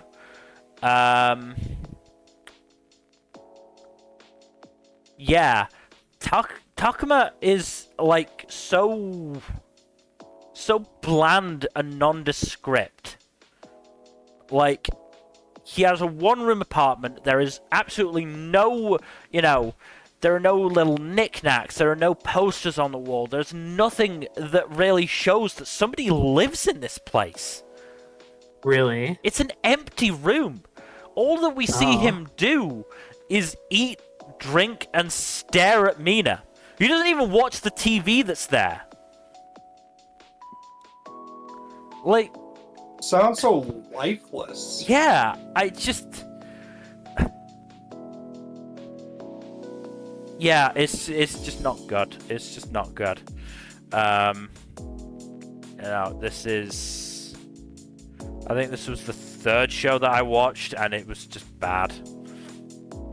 Yeah, Apparently, it seems pretty bad from what I saw. From what I remember of the fucking, of the PVs and what I saw in the OP, apparently they're gonna have a little robot kid. What? Yeah, I don't know how the fuck that's gonna happen, but apparently that's... How? What? That's the implication. What? That was the implication to me. Somehow. I don't like that this is considered a seinen. That makes me really upset about what's going to happen in the future. I think this is the fact that this is seinen is kind of sad, honestly. Makes me really, really upset how this is going to go. Well, thanks for taking that bullet for us, Mill. Yeah, I had to take a bullet. It was one of relatively few bullets I took, so I'm not that bothered about it. But let's move on to something that I actually enjoyed with Naranare Cheer For You. This is the other of PA Works' originals. It's more of a parkour anime than a cheerleading anime. There was a lot of parkour in that first episode, yeah. Oh, you watched it? Oh, good. I didn't realize. Yeah, I didn't think you would, considering it was quite. It seemed like it was going to be a sports anime. I mean, I watched it and it was like very much not a sports anime, at least at first. Not for the most part. I mean, it was, to be fair, bold choice to open with a performance, because basically they're going, look, we're going to try and drag you in with this. It's something that, if I'm remembering correctly, Backflip did a couple of years ago now. God, Backflip was a couple of years ago now. It very much succeeded. This, I would say there was a slight choppiness to the performance. I don't know whether that was. Yeah. I don't know whether that was meant to be intentional, and it's something that's part of cheerleading performances, or it's just, not great work on PA Works' part. I say not great, but not perfect work. The decent but evident CG didn't really help it that much. Though, I think ending it how it did was a good suspenseful thing. Me personally, The gag. I have gag was that one girl saying her long ass name. Oh, Anna, yeah. I was like, is she Italian? Brazilian? Oh, Brazilian. There we go. I was also very much like, because I try and write out names as I come across them in my notes so that I remember them. I was like, I'm not writing down that name. I'll shorten it to Aveiro Anna. That'll do. Yeah. But yeah, I personally do have a lot of respect for cheerleading and cheerleaders. It's mostly from a Totodeku fanfic, but fuck you. As long as it gets me watching something, I don't care. Mel. Bruh. God damn it. It was really good. Izuku became a hockey cheerleader for Todoroki. I'm sure it's very good. It's just very funny. The thing is, like, I also do have respect for cheerleaders because it's such a it's a sport that gets looked down on. Yeah. For really dumb reasons for the most part. And it's like these people are still athletes. Yeah. They deserve at least that much respect. I mean, the stuff that they were doing in that opening scene was, basically a gymnastics routine. Yeah. Just it's basically group gymnastics performance. Yeah. Horse shit that anyone poo-poos that kind of thing. But yeah, this was very much just a introduce you to the characters premiere, which, the characters are all enjoyable, I think. Yeah. I'm interested to see what the deal is with Megami. Obviously, she's bedridden for most of the episode. She's doing PT. She's in a wheelchair in the key visual. I didn't get the impression, especially considering she said she was a spotter, that she got injured in the performance. She said that she has an illness. It's really unclear. Yeah, it's not really been explained. I'm sure they will get to it, because it's clear that Kanata has some kind of trauma related to that performance, and it may involve Megami. Well, was that Megami who was the girl who was falling over? Because I don't think it was. No, it wasn't. As I said, else. So Spotter is one of the people doing the lifts, not the jumpers. So so it wasn't. It's possible that Kanata just landed on Megami, but I don't know. The illness thing is the bit that's throwing me off. It's possible there's some kind of degenerative muscle disease at play, which really cheery subject matter for a cute girls do cheerleading anime. But we will see on that front.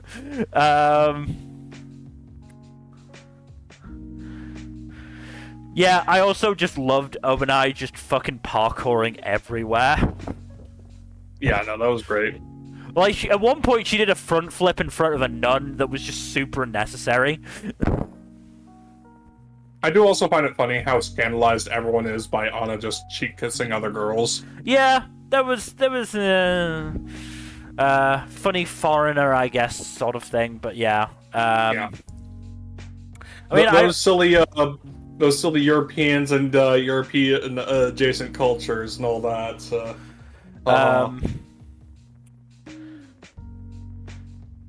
Slight lack of realism as well, because Kanata fell from, like, that was a significant height. I'm honestly not sure how she got launched that high. Yeah, I don't know either. And she landed fine on her feet, but it was amusing that she face planted immediately afterwards. Yeah, this was, as I said, this was very much an introduced to characters. Characters are all fun and interesting. So yeah, I'm fully in on this one. Absolutely will. I'll give it a try at the very least. It's a fun time. Look, if you watch Mayonaka Punch, I'll watch this one. We'll have PA Works covered, at least in terms of originals. No, that's fair. I'll give this a shot. I enjoyed this one well enough. Yeah, I enjoyed this one. I won't say it's like groundbreaking, but it's still a fun time. Also, Mal's doing its mouth thing of downvoting literally anything that has even the slightest hint of CGI, because of course it is. Yeah, of course it does. I also, I'm finding the colors at work here pretty interesting as well. It's very vibrant. Yes, very vibrant is a good word for that. So yeah. Yeah, let us move on to another sequel. It is Nier Automata version 1.1a, part 2. It was all you two. I still haven't watched the first season yet. I will try and do it at some point. If nothing else, I'll just have it on in the background. It's not like I don't know the story of Nier. Yeah, I actually forgot to watch the first episode of part 2. So, it's fine. It's fine. Don't worry about it. I'll watch it next time. We initially forgot to put it on the list, so. Yeah, that's probably why I forgot. Whoops. So it's fine. By the looks of things, they're gonna be. I obviously, as I said, I didn't watch past I think something like episode 3 of the first season because of the delays. But it looks like A2 is going to be playing more of a role in this season. Yeah, it looks like they're diverging even more than the first part did, which is pretty cool. Yeah. So is it more Yoko Taro bullshit then? Of course it is. Oh yeah. Oh yeah. Yoko Taro firmly back on his bullshit. Yay! And yeah, I know very little about Yoko Taro. We love that mad bastard for it. Yeah, and he's unhinged. He's great. Yeah. Let's move on then to No Longer Allowed in Another World. Oh boy. I would say just from what I've seen of this, if you have, depression and suicidal ideation and all that jazz, don't watch this. Yeah. Yeah, don't. You don't need this in your life. You don't need this in your life, really. Yeah, I mean, it opens with Dazai's attempted suicide. So it's I'm glad I don't have this on my list then. I mean, this is surprisingly good. Conceptually, I wasn't really down for this, and I'm still not entirely down for it, just because, Dazai's kind of a tragic person, so, turning it into an isekai feels a little weird, but... An isekai comedy, as far as I'm aware. Yeah, with some comedy in there. But it seems tasteless. It's not as bad as I expected. Yeah. Definitely not as bad as Bungo did it originally. But yeah, I kind of enjoyed this. Surprisingly, I mean, he's still pretty committed to ending his life in this other world, which changes when he realizes that his lover, who is going to die with him, is most likely in this other world as well. So he wants to find her first. So that seems to be the point of his adventure here, and because he's been taking these pills to poison himself along the way, he this giant tree monster like tries to kill him, and it starts like absorbing his energy, but it also absorbed the poison, so the poison killed the tree monster. Yeah, and he, because of that, he inadvertently befriends this cat lady, and the elf. There's an elf woman that welcomes him into this world, who because she's apparently done this whole isekai introduction thing for so many other worlders, she's kind of sick of it, and kind of just hates dealing with humans. But because of how Dazai is, she becomes kind of smitten with him, so she wants to help him on his adventure. So yeah, it's honestly not bad. I got a few good laughs out of this. Again, I'm not entirely sold on it conceptually, but it seems like a decent enough time, and I'll give it a few episodes. I am gonna quote a line from the Anifem review that made me laugh quite a bit. Oh boy! Meet my girlfriend / psychiatric team. They tell me not to kill myself for some reason, and they want to have sex with me. That's pretty accurate. Yeah, surprisingly fun, despite definitely the darker comedy aspects here.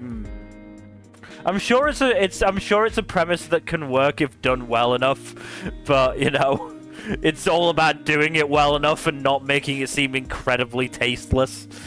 Yeah, so far it seems to honor Dazai more than make fun of him. So it seems fine for it. Doesn't like entirely turn him into a joke. Yeah, which is like that's what I was afraid of, and it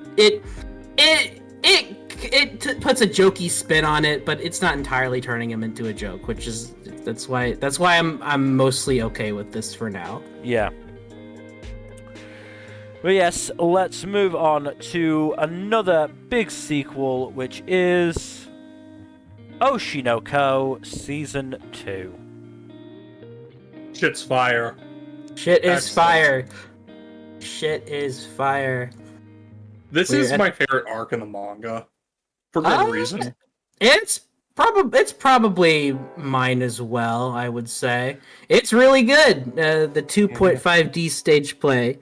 It's pretty awesome, and I do love like how this explores like multiple different conflicts from multiple different angles. This whole arc is just really well done, but at least the initial thrust of the conflict is the conflict between creator and adapter, which is really fucking relevant in this day and age of adaptation. Yeah, the issues with adaptation. Who could have thunk it? This is actually difficult shit. I feel sorry for the scriptwriter, dude. Yeah, no, he wants to do justice by the story, but like he is absolutely fucked at every angle. Not least because like of the game of telephone that goes on around him. Yeah. Like seeing that bit in the original manga frustrated the fuck out of me. Like, it's just like, just communicate clearly for the love of God. Also, he's voiced by Daisuke Ono, which is pretty fun. Oh, nice. But yeah, very unfortunate. I feel sorry for him, and at the same time, like you gotta understand how the mangaka's feeling as well. Like, like these are her children, And they are being butchered. Yeah. Right before her eyes. Especially with, like, the communication frustrations, so it's like...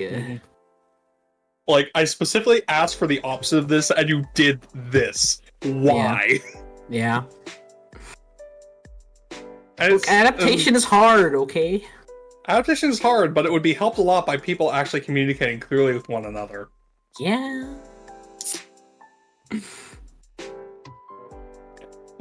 Also, some of the new characters are pretty fun, and we of course get the return of some Blast from the Past characters who were more minor characters earlier on. Like Melt. Or Melt getting absolutely fucking roasted. I mean, deservedly so. Deservedly so, but it's still like I almost feel bad for the guy. He's trying. He's trying, you know. He is trying. Yeah. It is still very funny to see him get roasted like that, though. Mm-hmm. Yeah. And of course, Taiki as well, who is pretty interesting. Mm-hmm. We'll definitely see more of these characters as the arc goes along. Yeah. Should be interesting. New opening is fire. Yeah, it's pretty good. It's not as much of a banger as Idol, of course, but it's still pretty fun. I think I got burnt out on Idol, which is why I like this so much. Which is part of the reason why I feel like I like this more than Idol right now. I get it. Idol was kind of played everywhere for a while. Yeah. Idol's great. Don't get me wrong. I love it, but right now I'm loving this more. Also, I missed the first ED. This doesn't hit the same way. First ED is really good. Also, Yeah. Is it the OP or the ED that ends with I in the audience applauding her kids? The OP. Yeah. Fucking hell. It's a great detail. Yeah. I love it. Yeah, the ED is also good, but I just the song doesn't hit the same way as season 1's did. So it's also based off of the OP and the key visual. Pretty good idea of where they're going to end the season. Yeah, pretty good idea where we're ending this, which I feel like is probably the best point to end the season. Mm-hmm. Some fans are going to be very unhappy about being blue-balled by what goes on, though. Yeah. I mean, when I mean like a good place to end it, I also mean a frustrating way to end the season. Oh, it's gonna be a big fucking cliffhanger. It's gonna blue-ball a lot of people. Yeah, I'm gonna be happy about hey, it. that's how you get people to tune in for the next season, you know? Yep. I'm a margarita. I don't care. Yeah. we manga readers. We know what's up, you know. Yep. To be fair, I don't blame anyone for being an anime only on this because the production values are stellar. Oh, they're gorgeous. Like the whole bit with Taiki and Kana just acting their asses off was just with the paint. Like, it's so good. Really good. So good. Yeah, no, this is really good stuff. Yeah. And the arc is only going to get better from here. There's just so much good stuff in the Tokyo Blade arc. Yep. Really good. Looking forward to seeing how they adapt the what's next year. Mm-hmm. All right. If we are ready to move on. Yeah. Yep. Let's move on to the Ossan Newbie adventurer, trained to death by the most powerful party, became invincible. This one's pretty fun. It's not like anything stellar, really, but it's still a fun time. It's the whole thing of character is very strong, but is oblivious to their own strength because they have no real context for how strong they actually are. Kind of similar to Last Dungeon Boonies, except, you know, Not as creepy. less annoying characters. Yeah, that's creepy. It helps that the protagonist is, you know, an actual grown-ass man, and the one character presented as his love interest is, you know, an equally grown-ass woman. So that helps a lot. But yes. Outside of a couple brief, like, shots, like, that are a little bit fixated on the boobage, still pretty fun, show. It's, I would say it's not quite as fun as I Parry Everything, but it's still a similar vibe. of the obliviously powerful character just doing stuff. This one does lean into the chasing your dreams thing as well, despite being older than usually expected for the to be chasing said dreams. But yeah, I liked it. This is. I'm gonna give this a few episodes. Yeah, for sure. This is definitely another one of those. Again, the latest in the trend of the 30+ adventure anime. At least this one isn't an isekai. No. To be fair, I'm not sure if many of those are isekai, are they? Not necessarily. I think most of them are actually just straight fantasy. Some of them have, isekai-like elements that drag them down, but I think for the most part they're generally just straight fantasies. Yeah.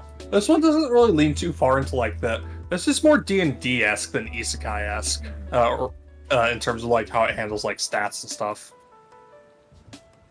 Like there's certain like spell levels and such like that, which yeah is much more of a D&D vibe. Yeah. Cast is not too bad on this either, but yeah, I liked it. I'm gonna give it a few episodes for see if it can actually keep a good flow going. But otherwise, I think it's worth at least giving it a shot.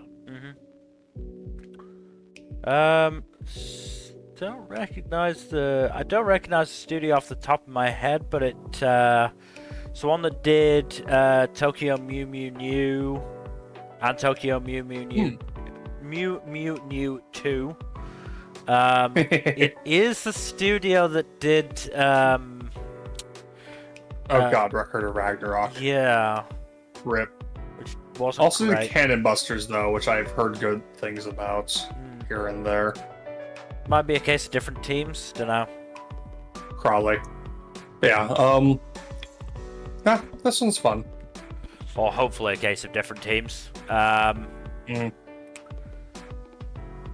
Alright. Let's move on to, honestly, a sequel I never thought I'd see on our list. Our Last Crusade, or The Rise of a New World Season 2. A, how did this get a sequel? And B, why are you still watching it, Jack? I enjoyed it. Look, if I'm being honest, out of all the sequels I'm watching, this is probably the one that is going to get dropped the earliest if I have to drop anything off the sequel list. Look, I know I know you're working hard right now, Jack, but there's no reason to use outside sources to get yourself more sleep. Wow. Wow. That's crazy. I'm being very mean to a show that I just thought was sort of there. Man. Yeah, you're being a bit excessive on that, man. I'm being mean to it, I know. Uncalled for. This is definitely not the worst. The first season of this was definitely not the worst show I watched that season. You dropped it earlier than the worst show, which is funny. know, which is weird. I do feel mean about that one. I shouldn't have done that. What was the show that? Standing on a Million Lives. I shouldn't have dropped this before that. That was me. Oh, you know why? You know why it's taken so long for this one to get a sequel? Is because this is from fucking Silverlink. Which, has put out a lot of content. Yeah. Including every single one of their major releases in 2020, the year that the first season of this came out, has gotten a sequel. This is just the last one to get a sequel.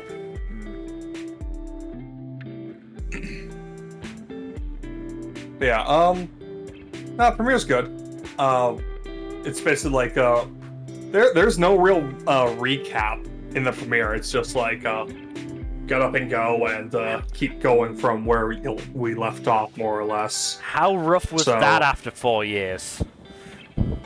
Not terrible. There's enough it's not like super difficult to pick up the context clues for what's going on from what little I remember off the top of my head. Yeah. And like the basic plot structure isn't too complicated, so that helps. It looks like they are going to be delving a bit more into the politics with this opening arc, though. Yeah. So that could get messy depending on how much they lean into prior material. Yeah, no, I'm still. This is still fun. I am probably going to have to look up some recaps, though. Yeah. If it gets, it's too far into it. But yeah, we can probably move on. Sorry about this one, Nmbr. Let's move on to plus-sized elf. Thank God it was only 11 minutes. Oh my God. 11 minutes So, of your on a life that scale you're from never getting 1 back. to Yeah, that 11 minutes I'm never getting back. On a scale from 1 to 10, how much is this just the author's poorly disguised fetish? 13? Is it even poorly disguised at this point? I think the author is just shouting it proudly. It's uncensored, so I'm pretty sure. Yeah, it's just the fetish. I guess good for them for being open about it. Look, we here at the Storytime Network do not kink shame, but we do in fact judge sometimes. Yes. Look, there's a difference between kink shaming people and judging people for how they express their love for their kink. We're not gonna shit on you for having that kink. We are gonna say it's a little weird though. Yeah, I'm not gonna. Okay. It's not weird to have a kink. It's a bit weird to be like this loud and proud about it. I'm not gonna shame the kink. I'm gonna shame how you're expressing it. Exactly. Like, come on. There are better ways to express the kink. Yeah, don't make me suffer through it. Like, come on. But yeah, the premise is that there's this door to our world, and like mythical creatures or whatever can go through it. And this elf lady, because the food in her realm is shit, she got addicted to French fries over here, and she gained a lot of weight for it. And because of that, she can't go back through the doorway, because apparently you have to be like around the same weight as when you came in initially. So yeah, she sees a dietitian. She loses the weight, and she makes it back home. And then she realizes that, hey, I can just lose the weight again whenever I want. So she comes back and she gets overweight through the fries again. And that's the episode. Yeah. Yeah. It's not kind of. It sounds like it's like undermining its own premise by being like super fetishizing of the the chubbiness while also advocating diet shit. Yeah. Kinda. Yeah, this wasn't very good. I want those 11 minutes back. Give them back. Pretty damning. That's pretty damning. Give them back. I mean it.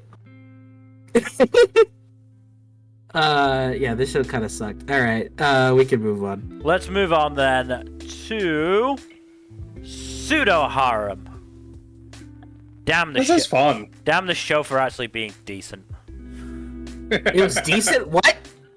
Yeah, it's Saori Hayami just having a blast. Yeah, I all sorts of different voices. Yeah, I was also like, yeah, I can instantly tell that this is Saori Hayami. I'm not as good at recognizing the female VAs. I could instantly recognize Saori Hayami there. Yeah, so, she's pretty distinct. She has got a distinct voice, yeah. She's good at tone and varying the tone. Yeah. She did a good job with that. Also, you don't really see Nobuhiko Okamoto doing like rom-com leads. No. I mean, I wouldn't say this was his most subdued performance, because he's still yelling quite a bit, but it's not yelling in anger this time. Yeah. Look, this show is very much or this premiere was very much built on the chemistry between Rin and Eiji, which does exist, so they're able to do it. My big issue with this premiere is that fucking pacing. What the fuck? So, this is based off of a web manga, unsurprisingly. Right. So, those tend to have very short chapters. My issue is, they start, presumably, start of, Rin's first year, Eiji's second year, and by the end of it, they seem to be approaching fall. I have no idea, honestly. They were saying it was getting colder. They had that segment where they were telling scary stories in the school, which implies that they were at a summer training camp. I feel like at this pace, they're gonna both be in, like, fucking university by episode 7. Maybe, I don't know. What I do know is that, I do find the chemistry between the two of them very fun. And, kind of adorable, honestly. Yeah. I will say that Eiji's behavior would feel weirder if Rin wasn't quite as into it. Yeah. I mean, it helps that Eiji just, like, managed to hit the nail on the head with the kind of, having a similar interest in both theater and, like, the specific works. Yeah.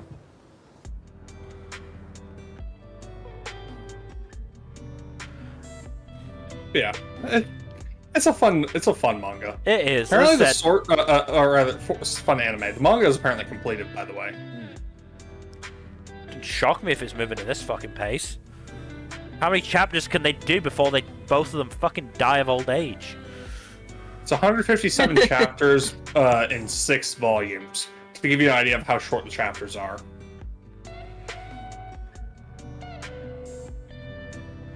I mean, what does that work out at? Like fucking 3-4 months per chapter before they die?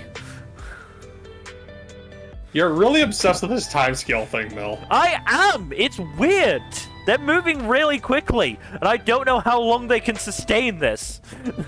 That's my issue. Maybe watch the second episode to get a better idea. I don't have the time to do that before this stream. I know. But yeah, it's a lot of chapters per volume, looks like, so it's very sketch-based, from what I can tell. Right. And honestly, I don't mind it too much. I do think it would have benefited from, like, a shorter episode format. Yes. I'm also gonna say they will, as much as I did enjoy this first episode, at some point they're gonna have to change it up. I cannot watch 12 episodes of this. Mm-hmm. They're probably going to mix it up a little bit. There has to be something different at some point. I also liked the fucking drama club president, Nakayama. He was a lot of fun. Yeah, he was neat. He was a lot of fun. Voiced by Junichi Suwabe. Because why not? Your favorite! No, he is legit one of my favorites. Yeah. Great. He's great. He is, and he's having to do a slightly higher pitched voice because he's not voicing, an ancient old man. Junichi Suwabe voices 2 kinds of characters normally. Like, ancient or, like, grown-ass dad. Grown-ass dad who feels old. Yes. Also, he sometimes voices, like, younger badasses, but that's not as common. Younger badasses with old souls. Like Archer or Aizawa. But, yes, very interesting performance from him having to portray a teenager. Yeah. Not usually his thing, but hey, sometimes when they play against type, you do some really cool shit. Yeah.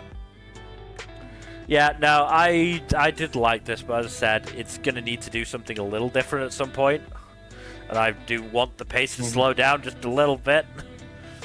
No, that's fair.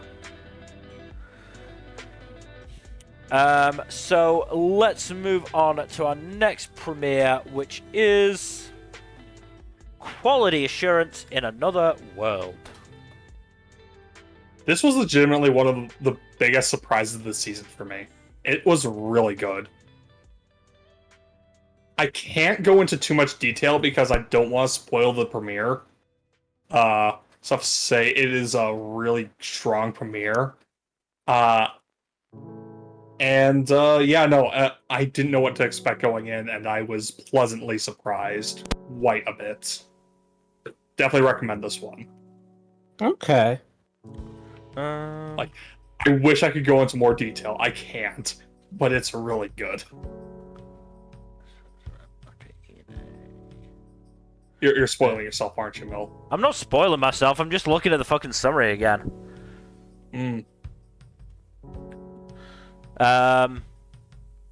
Does the first episode happen to get into the secrets the two leads hide? Yeah, a little bit, yeah. Okay. Honestly, this is one best gone into blind, or as blind as you can. Yeah. But it's real good. Honestly, probably not gonna. If you're gassing it up that much, then I'll put it on my plan to watch. No promises that I'll watch it this season, but we'll see. I won't say it's like the best this season, but it's still pretty damn good. Yeah. I'll potentially give it a shot then. Honestly, with Pseudo Harem being better than I expected, my list is kind of full. What? Look, as much trash as we've had sift through this season, there's still been some pleasant surprises. Yeah. But moving on to what I assume is another pleasant surprise. Not so much a pleasant surprise, but we will move on to Red Cat Ramen. This is fun. I like this show. Fucking cats running a ramen restaurant is just fun.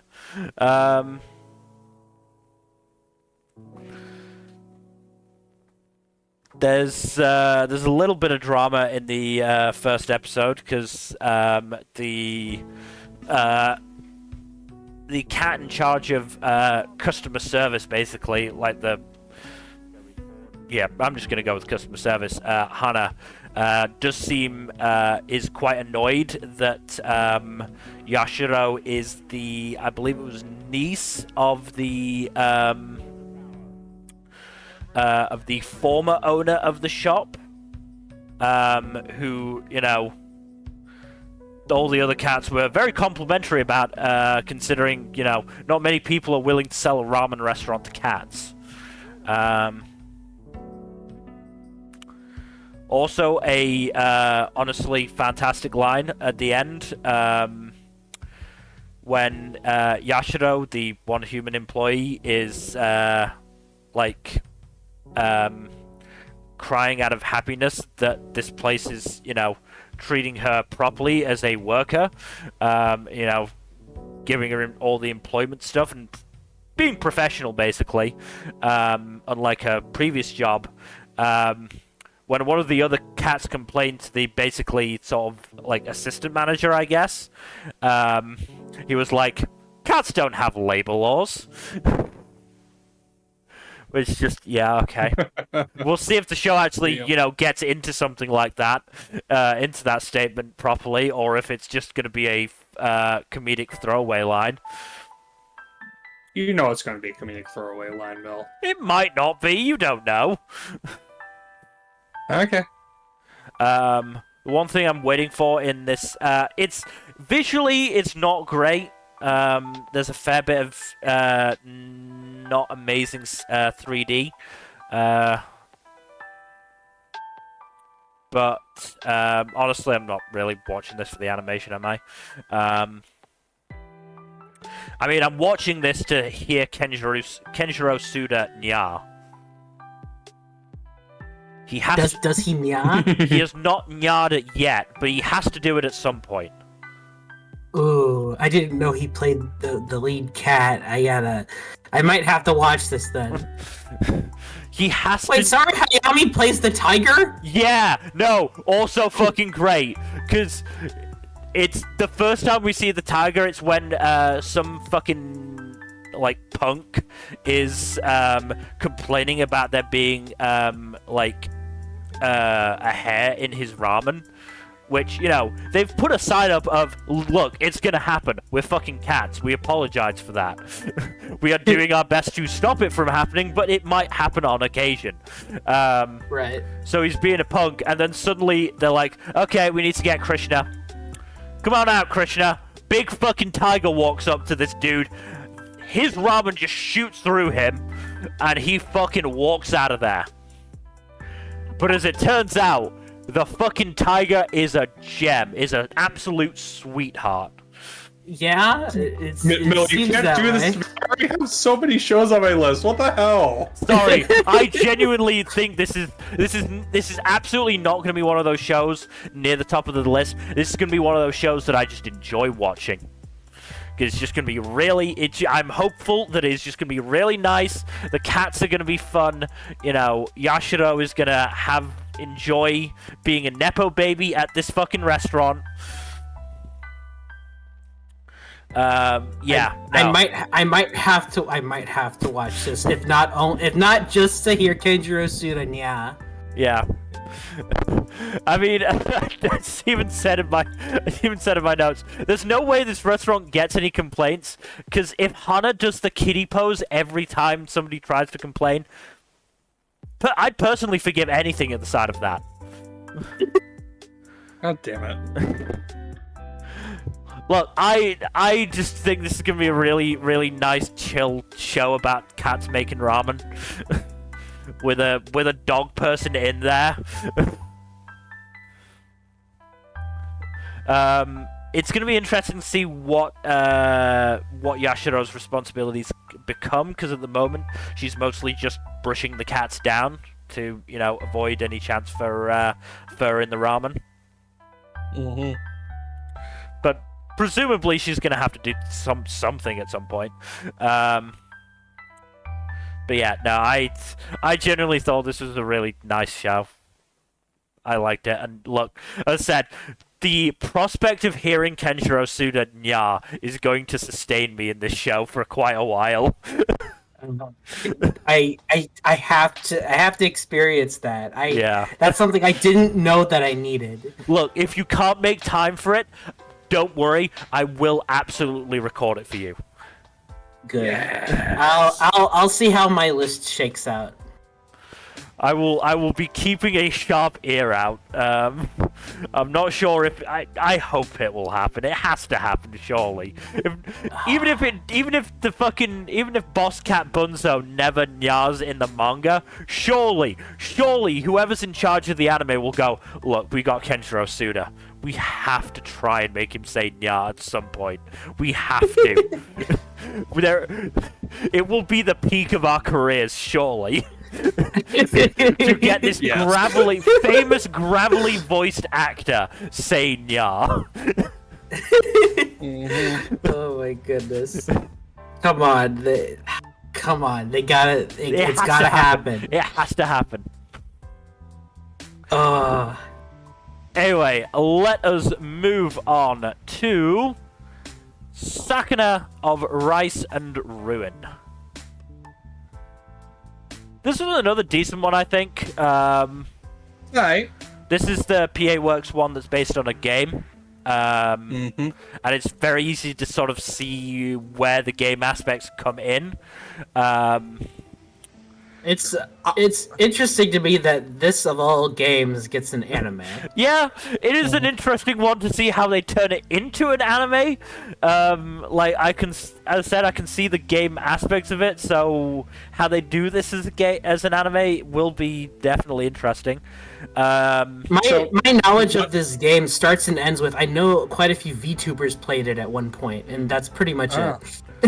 I mean, I had a look at it on Steam. I think it's discounted at the moment because of the summer sale. It looks decent. As I said, it's so. gone. Oh, so funny thing is, like, when I was watching that, I was like, when I was hearing Sakuna talk, especially when she was, whining and pitching a fit, I was like, I recognize that voice. I know that voice from somewhere. Is that Jahi? It's the same voice actress who plays Jahi. Yeah. Naomi Ozaru. Mm-hmm. Ozora, sorry. Ozora, not Ozaru. Ozora. She's not a grade 8. No, she's not. I was gonna say grade 8. Yeah, no, but very distinctive voice there. Yeah. But, yeah. I mean, she has a history of playing gremlins. I'm not shocked. No, I quite enjoyed it. It was a good establishing episode. Good setup.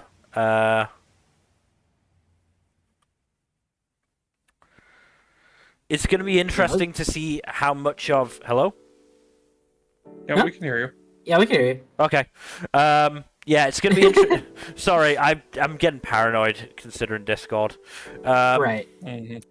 But yeah, it's going to be interesting to see how much they go into Sakuna's backstory, and how much of Sakuna's, let's say, lacking personality is due to trauma. Mm-hmm. Yeah. I don't know. I'm probably not gonna stick with this myself. It was. I didn't dislike the premiere at all. I think it was pretty fine.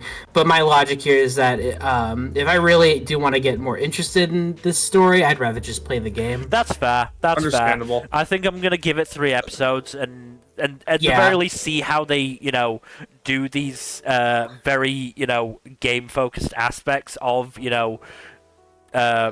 cultivating I am this. also going to...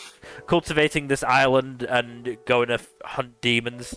I want to see how they do it, but if I'm not that satisfied, I'll just go, fuck it, I'll get the game. Yeah. To I'm be also fair, probably like just gonna go with a 3-episode check. yeah, This one. this probably like among game adaptations that I've seen, this seems to be one of the better ones. Like it's Yeah. pretty well made. Low No. bar, unfortunately. It is a low But bar, it's- but yeah. It's a low bar, but still, even if the bar was quite a bit higher, I still think it would meet that. I think this is pretty well That's made. fair. But yeah, no, it's the game has got good reviews, so yeah, we'll see. Yeah.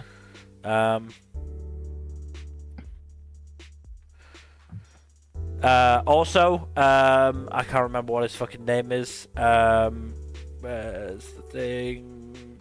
There. Taoimon. Hell of a fucking schnoz on that guy. Hell of a fucking schnoz. Yep. Yep. But yeah, let us move on to the next, well, not premiere, but next show, because it is Sengoku Yoko Part 2, which is not dropped yet, because it's not going to be out until next Wednesday. So, yeah. But, hey, I think we're all looking forward to this. Yes, especially after that frickin' season finale, dude. Oh my Yeah, god. Christ. I need it. I need it so bad. Let me just get the Mal page up, because I'm gonna have to remember names again. I have to remember way too many names in a given season. That's right, yeah. I'm gonna be interested to see what role Senya plays in all this. Because I did think he was an interesting character to begin with, and the little bits that we got of him Yeah. in the first part. And it does seem like he's going to be joining the main gang. Or at least joining somebody in part of the main gang. At least Shinsuke, yeah. Yeah. Which is cool because they already know each other. And Yeah. I'm sure there's gonna be a neat dynamic there. We also know that Ashikaga Yoshiteru is part of the cast, and we haven't seen his fucking bald, ripped ass yet. That'll be fun. So, it'll be interesting to see how he gets brought in. Yeah, no, I think this is going to be really, really good, really interesting. Hopefully, the animation can keep up, if nothing else, for Mizukami's sake. Yeah, please. Because he deserves this. Yeah, I think we'll be fine. I have faith in White Fox. They did a pretty damn good job with the first part. Yeah. So. Yeah. White Fox does good work. Yeah, there's not a huge amount we can say about this until it actually, drops. So,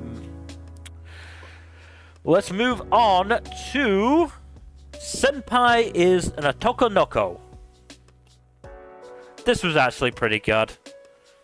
I've been curious about this one. This is one that I meant to watch that I just didn't make time for. I'm glad to hear it's good. I'm in the same boat. I wanted to make time for it, but I've been very busy. Yeah. Black-haired girl, top right, absolute gremlin in the best way possible. That's what I've seen from clips on Twitter. Absolute gremlin, I love her. There's also a bi queen. Oh yeah, no, bi icon Saki here. There is an element of is she a chaser, because when she hears that Makoto is a crossdresser, she's just like, that makes it even better. I get to like girl you and boy you. That's crazy. Which is fucking great.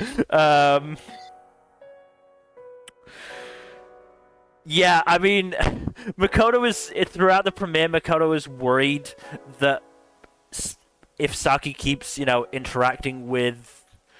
I'm gonna go with them for now, until I'm more sure of what the trend is for Makoto, whether Makoto is actually, trans, or if they are just, a cross-dresser in that sense. I'd like to get my ducks in a row before I make a definitive, pronoun choice. So I think it's supposed to be ambiguous, so I'll stick with them for now. But yes, they do worry throughout the premiere that if Saki keeps hanging around with them, she's gonna get labeled as a weirdo, as they are. And I'm like, Makoto, Saki is clearly a weirdo in her own right. You don't need to worry about her. Yeah. She fits right in. At one point, she wishes to be a handkerchief that Makoto is hugging. Huh? So basically, Saki, upon the cross-dressing reveal, Saki gets the typical nosebleed. And so Makoto gives her one of their handkerchiefs. As thanks, Saki gives Makoto a replacement handkerchief, and it is quite feminine, which Makoto is very pleased about, and hugs as a result. And Saki is like, man, I wish I was that handkerchief. And up until that point, I was willing to forgive Saki's quirks and say they don't necessarily make her a weird person. That was weird. Yeah, no, for some reason, it's a very popular thing in Japan for like people to be envious of objects that are touched by their the person they have affection for. It's a very odd thing. Yeah, there is also an accusation that is denied, but I'm not sure how much I believe it, that Saki was sniffing the bloody handkerchief that Makoto gave her. She claims she didn't smell it. I'm not sure how much I believe her. Also part of the cast is...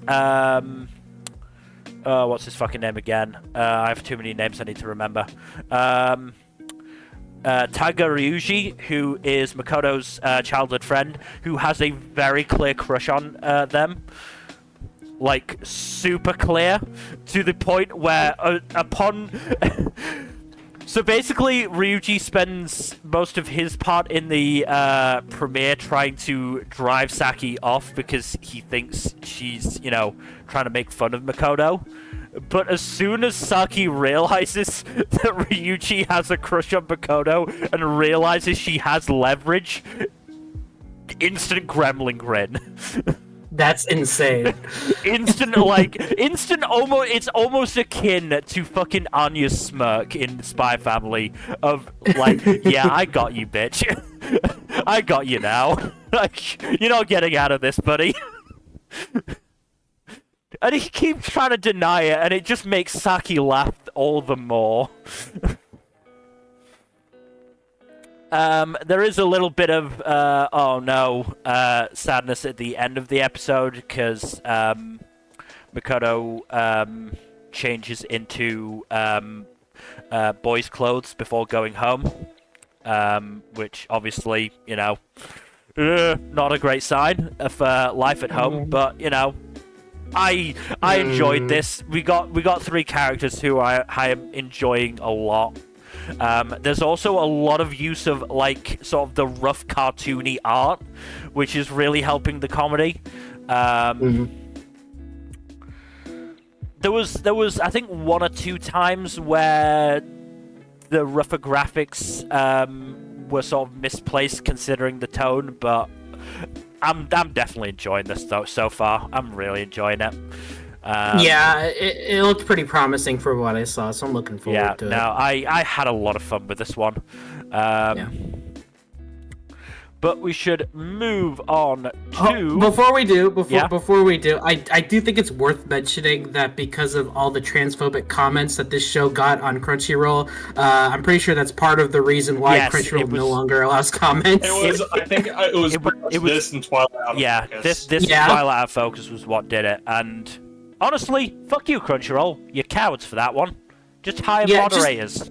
Just hire mods, for fuck's sake. If they hire moderators, they won't be able to pay that extra little bit to the billionaires so they can buy another fucking yacht. Yeah, Sony is a small indie company. Yeah.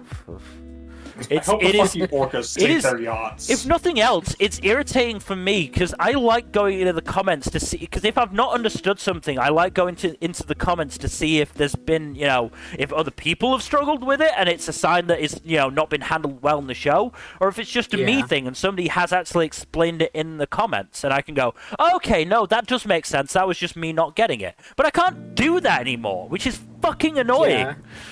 Yeah, like that. Those are years of comments just gone. Yeah, it's pretty messed up. Control are cowards. What's new? Yeah, well, they're cheap cowards. Cowards. Really fucking annoying. Anyway. Yeah. Let's move on to our next premiere, which is Shoshimin: How to Become Ordinary. This was. Am I the only one who's a little bit bored by this? I was also pretty bored. I mean, there's things I like about it, but it's like it was sort of interesting. It did not do a good job of explaining its premise, which is kind of why I'm still intrigued. Also, like, this is a mystery show. I thought it was like some slice of life romance shit. Like, no, this is a mystery. Yeah. Doesn't do good about explaining that either. Also, the end of the first episode is just, like, kind of unnecessarily mean. Just with the bike getting stolen and the fruit tarts getting tossed on the ground. To be fair, it got a reaction from me. I was like, damn. It's really bad for her. In my notes, I was outright in all caps going, "Not the tarts! You die for this, Sakagami!" That's great. So It's just unnecessarily mean, Yeah, I get it. But it seems like it's going to take a lot for these two to get invested in something. So, I don't fucking know. Like I said, I'm 3 episodes because I like the look of the show at the very least. It's production values are great. Like, this is a very well-made show, but who's the studio again? Oh, Lapin Track. That's right. Undead Murder Farce and Sarazar High. They had some funky stuff. Yeah. Okay. This is a lot more subdued than either of those. Yeah. Yes. For sure. I will say it's not a particularly good sign that in your mystery show I didn't particularly care about your first mystery. Yeah. Yeah, it Like- wasn't exactly engaging. That and like I don't understand like how did he know exactly where it was? Yeah, no, that's like some bat deduction shit right there. Like So like I understand knowing it was out there Yeah. somewhere, like obviously, and like maybe a general area. I get that, but like exactly where it was. To be fair, the show didn't show us if, they checked other places first. Yeah, that is true. In which case, that's a failure of the adaptation. Yes. But still, My feeling is that Jogoro and Yuki are, like, I'm not going to necessarily say supernaturally good at, like, deduction and observation and stuff like that, but, more than the average person, and it has gotten them into trouble before, so they try and act ordinary. But they do obviously enjoy each other's company as people who are, are different and want to be ordinary. and that's a fairly interesting concept. I just don't think at least this episode did very well with that. It was a very, Yeah, very slow yeah. start in that sense. Yeah. I was intrigued by the quite, trippy, seemingly switching from environment to environment scene just before they got the tarts. Yeah, So that was pretty cool. Yeah. I don't know. This has got me interested enough to at least give it 3 episodes. Obviously, it does need to do better in its next 2. Otherwise, it's just not going to be able to keep interest going.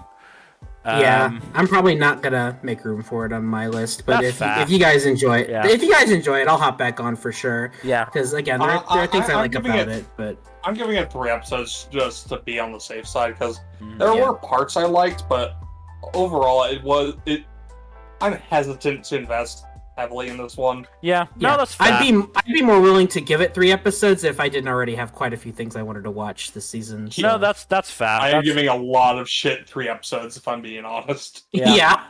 No, like I said, my list is fuller than I would have expected and liked. Like this season is surprisingly strong, honestly. Yeah. There's enough. There's at the very least been enough interesting premieres that I'm willing to give stuff 3 episodes. Whether that stuff can actually follow through after that first episode is a whole different matter. Because Archery could go off the rails, Bye Bye Earth could go off the rails, Dungeon People could be boring, Pseudo Harem could get boring. There's a lot of potential for collapse here. Yeah. And there. So it very much, this is why we have the 3 episode rule. Because it does give a more of an indication of how a show is actually going to go better than the premiere does. Mm-hmm. I mean, sometimes the premieres will tell you everything you need to know, but, sometimes it doesn't. Mm-hmm. But we should probably move on to our next sequel, which is Shy Season 2. Okay, you cannot tell me that fucking Century doesn't get memed on for that fucking costume. Yeah, I was gonna say, I was like, that's quite the costume, my guy. He must get memed on.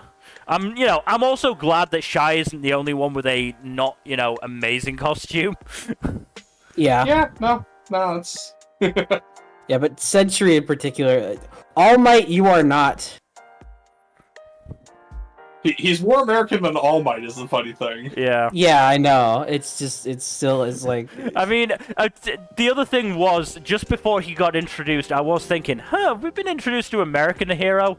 I bet things suck for them, because they have a big surface area to cover. Oh, you poor bastard. yeah. I mean, that's the thing. I can't remember if this was ever actually... I can't remember if we discussed this. I can't remember if this was explained in the first season. But, fucking Century and Perpetua and, Ming Ming cover such huge countries. Like, Yeah. what happens if, for example, Century is in LA and something happens in New York? I think part of it is that like the world is currently like in an era of like more peace than like what we currently have now. So there's a lot less like It's mostly incidents to natural deal with. disasters and the occasional crime incidents. Yeah, I Yeah. did kind of forget the whole war is over aspect, which feels like some bullshit. I just think it's funny that it says like in big English text, "War is over." Yeah. It's just very funny. I mean, let's be honest. If an alien, if a benevolent alien overlord came in and selectively empowered only the nicest people and said like, "Hey, don't do wars, or I'm going to have these nice people not be nice to you anymore." Would you go and do a war then? No, probably It would not. be a lot But less yeah, I mean, to be fair, the whole one hero per country thing seems to be enforced by the fact that they just don't have many of these sort of superhuman people. Yeah. It does seem to be more of a case of, like, not that many people are actually qualified for this. So that at least anything explains else. it. But I do still think, like, come on, Perpetua has to cover fucking Russia. She got it. She's fine. To be Russia fair- still doesn't have the absolutely fucking massive population of countries like China and India. Yeah, for I example. do not feel, I feel sorry for Ming Ming, and I will feel sorry if we ever get introduced to an Indian hero. I'm sure there is an Indian hero. I don't know if the said character will be relevant to the story. To be fair, my thought process was maybe Unilord uses the, like, teleporting thing that, like, gets them from Earth to her ship and back to, let them get there in time, maybe? Maybe. Could be something. Also, Ming Ming is fucking ripped for having such a cute face. Yeah, Yeah. I was like, God damn, dude, you working hard. Yeah, no, he's Boys, ripped, and I did like the little reintroduction to the heroes, and obviously regular introduction to Century. Yeah. Mm-hmm. I thought it was really really nice. Yeah.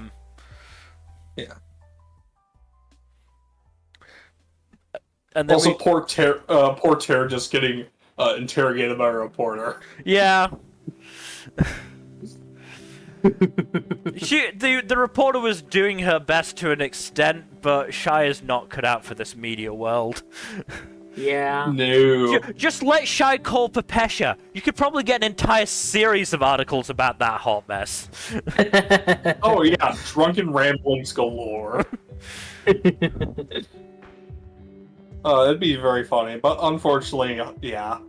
But That ain't gonna happen. still got an article about it, probably on how relatable and therefore motivational Shy is. Mm-hmm. But looks like Stigma's been recruiting, which probably isn't good. Oh, yeah, that's fun. That's great. That could only go well. yeah. That's probably not great. And we've got some random girl who wants to meet Shy, which, ominous but not For necessarily reasons. bad. Might be a good thing, you don't know. Maybe. Maybe. We'll see. I mean, I'm just interested that fucking Shy is holding a samurai sword in that key visual. Yeah. It'll be certainly fun for sure.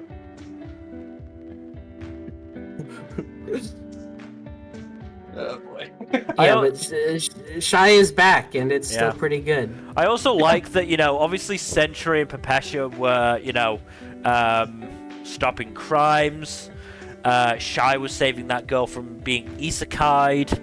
I didn't even think about that. Yeah, that was a truck. Yep. Old Raccoon. Fucking the other two whose names I can't really remember. Pils and Davy. Else. I can't remember their hero names off the top of my head. I'm sorry. But How dare you. they were helping out in a natural disaster, and Ming Ming is fighting a monkey for his lunch. Very Rip. funny. Also, Davey just throwing away like 50 million to charity. That's kind of raw. Yeah. Yeah, that's pretty awesome. That was like, damn. And he's also like, hey, give these people chances to be heroes themselves. I'm like, dude, you might be that guy. You're kind of an asshole in season 1, but no, I get you now. You're a cool guy. Well, to be fair, I think that a large part of him was playing the asshole to make sure that Shy was properly committed and could handle things. Oh yeah. Oh yeah. I see that now. Yeah. It's like I get that. It's just he's definitely a good dude. He's definitely a good dude. He's a good dude. He could just be you know. To be fair, from what I remember of season 1, he has gone through a fair amount of trauma in his time. Yeah, that's also true. He just doesn't, self-medicate the way that Pepesha does with her trauma. Wait, I wonder what drunk Davy is like. Oh God. Maybe one day. Yeah. But yeah, Shy, good first episode. I liked it. It was a good reintroduction to the characters, and the premises. So yeah, it was good. Yep, good stuff. And for a fun season, hopefully. Hopefully so. From what I remember of the PVs, I'm going to have some questions to ask about judgments. But yes. Let's move on to the next premiere, which is... The strongest magician in the Demon Lord's army was a human. It's just boring. Rip. It was just boring. You got this human who is the strongest magician in the Demon Lord's army. I didn't know if you knew. Wow, that I would never have guessed that was what the show was about. I am shocked and rocked to my core. Yeah, but because like a lot of people might be upset that he's a human. He wears his skull mask all the time, and keeps it a secret. It's it's definitely not like this concept has been done several times before. Yeah. And yeah, he in episode 1, this when he's taking over this country or city or whatever, someone who is hiding out finds out that he's like a human, and he hires her as his maid. And that's pretty much the end of that conflict. And he gets teleported to actually meet the Demon Lord in person. It's somewhat implied that she might know that he's actually human, but we don't know for sure. But she does want to see what's behind the mask. And and that's pretty much it. That's episode 1. It was very boring, and it used a lot of CG, and it was very bad CG. Oh, lovely. Between this and Failure Frame, I generally do think these, low-effort series are just fucking recycling their premises every few seasons. No, this is the anime equivalent of shovelware. God. That's what this is. This is just shovelware. Yeah.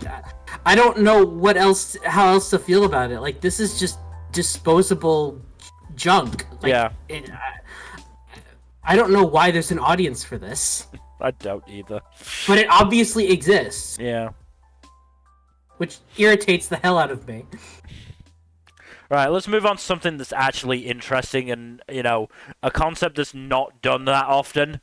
Let's move on to Suicide Squad Isekai, which I can't watch because fucking Channel 4 sucks, probably. Yeah. Mm-hmm. Unfortunate, especially since this is pretty good so far. It's a fun time. Yeah, it's a fun time. Also, wild that we're already halfway through the run of the show. Yeah, we're already halfway through. But we'll keep the focus on episode 1 for now. I do find it a little sus that Joker and Harley were just able to do whatever in Gotham. Not a single vigilante was trying to stop them. That's a little weird. Maybe Bruce and the Bat family were on holiday. Who knows? I guess so. I don't know. Maybe Jim Gordon was like, look, go on the holiday, go to the Bahamas. I got this, and he instantly did not have this. he instantly did not. No. But honestly, the premise is pretty straightforward. The Suicide Squad's formed. They're sent to another world to establish relations with this other world so that they can use their resources, yada yada yada. But things don't doing imperialist bullshit. Yeah, and of course things don't go according to plan, and now they have to be able to reconnect with their home world, otherwise those bombs in their necks are gonna go off and they're all gonna die. Unlike usually, the bombs in their necks are on timers this time. Yeah. Look, which, I mean, that's kind of the only way this could work, so. Waller's not gonna do the same thing every time. She's gotta mix things up if she's gonna keep getting these fucking villains out of prison. Yep. Of course, our cast is pretty good, and our voice cast especially is quite fun. We get Clayface, voiced by Jun Fukuyama, who is absolutely killing it. He is a joy. And of course, we get Peacemaker, voiced by Takehito Koyasu. So you basically just get Dio as Peacemaker. Truly, honestly, those two plus Anna Nagase as Harley have probably been the best performances, I'd say. Yeah. Truly, Koyasu is the John Cena of the voice acting world. I guess so, honestly. Yeah, I mean, the whole voice cast here is pretty great. They're all having a fun time. Yeah. Umaharu's Joker is not what I expected, but it's very good. It's definitely inspired. I'm not the biggest fan of the overhaul to the relationship between Joker and Harley, but that's mostly just because I prefer it when it's like very clearly established to be toxic. I'm honestly not sure if they actually did overhaul it, and it's like they mostly just put it through rose-tinted glasses than Harley's view. That is true. That is a possibility. And it's implied that Joker will be one of our final antagonists here in the other world, potentially. Could be. In which case, like, that's, I think, where the toxicity will really come out. But we'll see. I otherwise would agree with you. I mean, to be fair, can't be fucked over by the IRS if you're in another world. God damn it. I watched the animated series very recently, so I get that joke. I'm just also imagining, like, Bruce has gone on holiday, and he comes back to find Gotham in chaos, and he sees Joker about to go, like, through an isekai portal, and just goes, okay, see you later, Batsy, just goes through, and Bruce just going, that can't be good. I don't see this ending well. Yeah. A weird thing that they did do is apparently being in the other world gives them enhanced abilities. Clayface seems to have gotten the biggest buff because his powers extend to the earth around him and not just himself. Yeah. Which is pretty insane. Yeah. King Shark gets a freaking healing factor, which is terrifying. And we don't know anything about Deadshot or Peacemaker's powers if they got any, but Harley seems to get enhanced strength temporarily, it seems like. But we Which is don't... definitely a boon to her, because otherwise she's, a normie. Yeah. Sorry, So, I've had another funny thought. Like, all of Batman's rogues gallery gets isekai'd. Jim Gordon has to hurry the fuck up to get Gotham back to normal before Bruce comes back from holiday. When he comes back, finds no villains, and Gordon's just like, I told you, I had this. I managed it. Come on, where do they go? Don't ask questions you don't want to know the answer to, Bruce. Just accept the win, please. We might even get a little bit of sunlight in the next week. Come on. Yes, the classic red skies of Gotham. Oh my god. But yeah, it's been pretty fun. The OP and ED are both interesting. I will say that much. Yeah, interesting is definitely a word I'd use to describe the ED. Yeah. I didn't know Waller could move like that, but you know. Oh yeah, I do think I saw that. Yeah. Yeah. The song isn't too bad though. Yeah, the song's fine. Yeah. The OP is kind of artsy in a way I wouldn't really expect it with this show, but I mean, visually it looks pretty cool, but I don't think the song really does anything for it. You don't usually get instrumental only openings or endings, honestly. Yeah. It's a little weird, but it works fine. Yeah. Yeah, overall, it's quite fun. I'm curious to see, because we're getting quite a few other villains outside of the Suicide Squad in this, so I'm curious to see what else they do with them. Oh yeah, the whole thing with Ratcatcher was so fucking funny. You fucking Ratcatcher. We'll talk about it next time, but his history with Deadshot is certainly interesting. I hope by that point I will have at least been able to watch an episode or two, but yeah. Yeah, I would recommend not stopping at the first episode, because the first episode is by far the weakest of the show. I may not have a choice depending on Channel 4. Fair enough.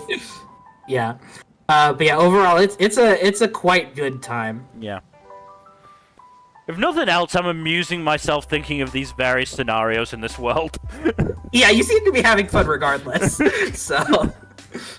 Like, I'm just having fun imagining the chaos that's happening back in the DC universe of all these fucking villains just disappearing.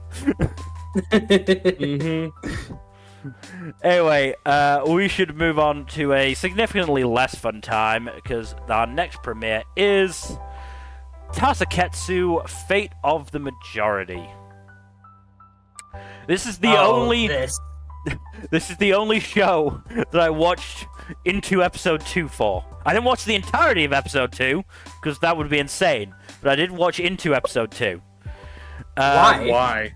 That is because, so the premise of this show is that there is some mysterious shadowy figure that is, asking yes or no questions, and whoever is the majority for one of the answers dies. Okay.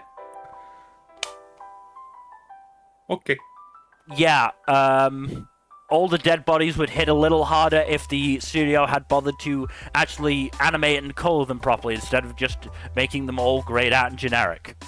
But no. That's great. They did say that the internet was down, which of course it was. All the furries must be dead.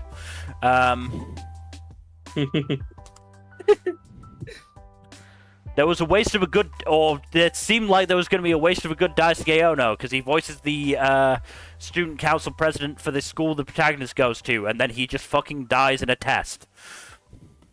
Damn. There is a teacher alive. He is not in charge for some reason. Wait, why? I don't know.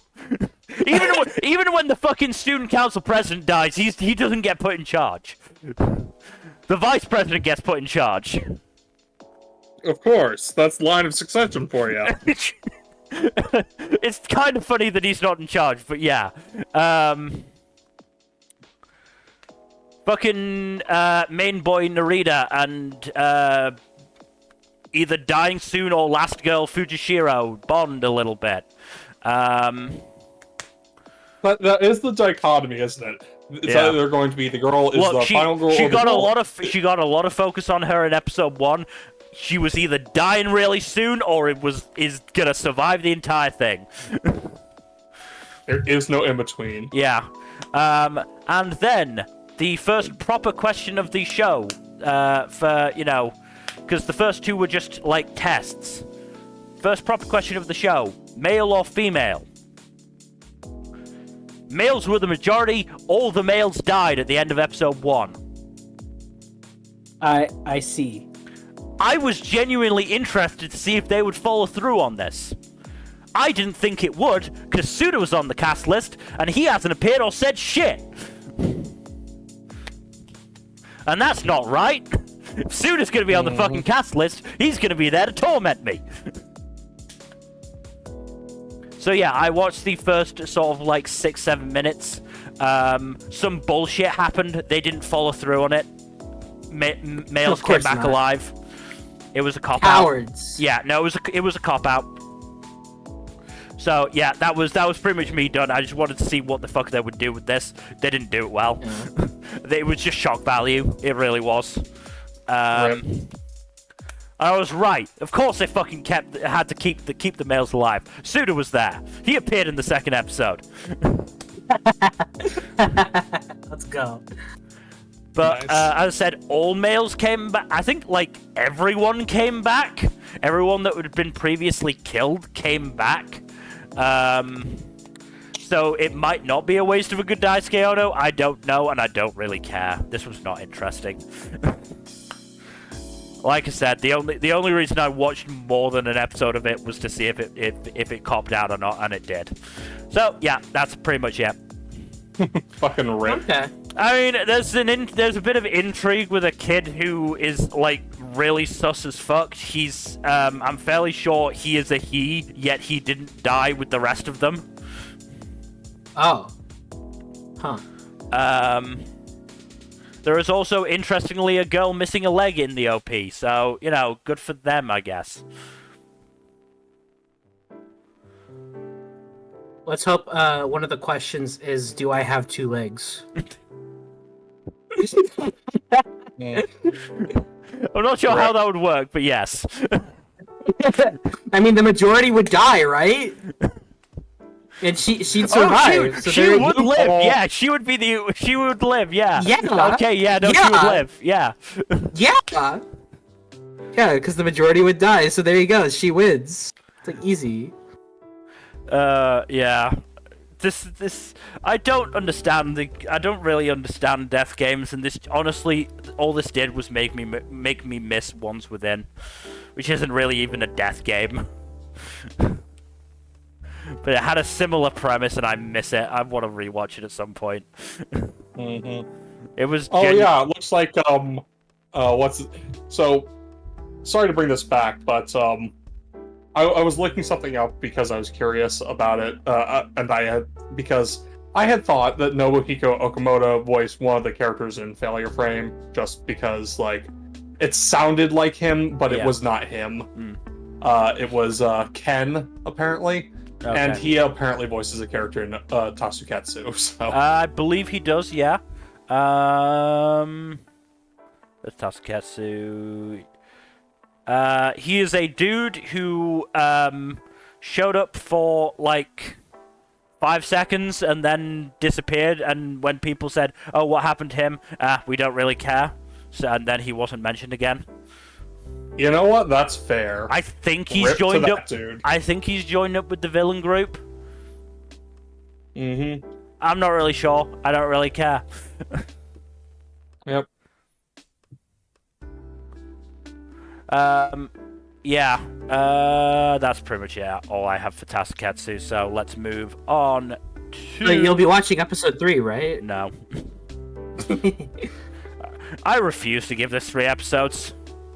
The fact that I watched it in episode 2 was bad enough.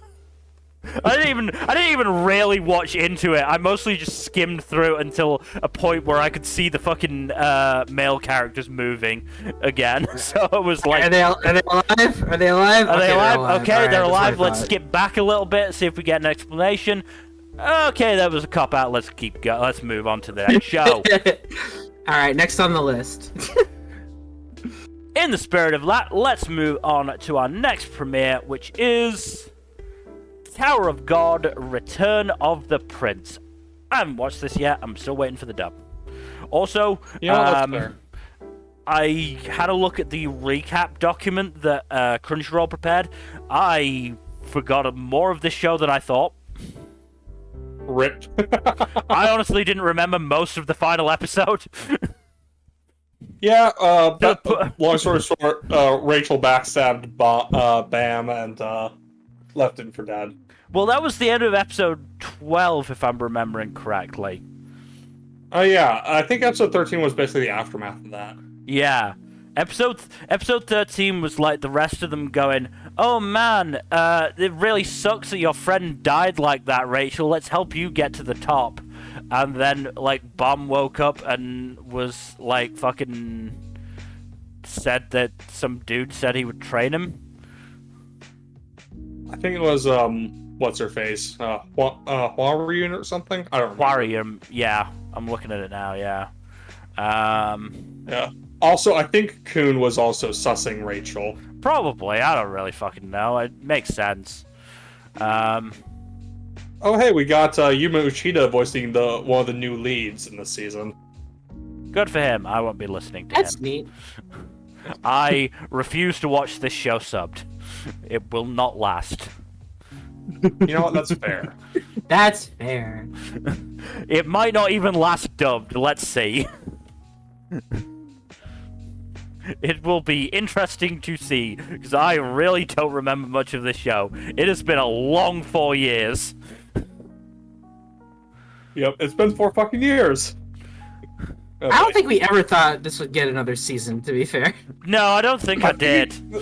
The season got announced like a few years back. Like a year or two back, I think. It's been a hot minute, though.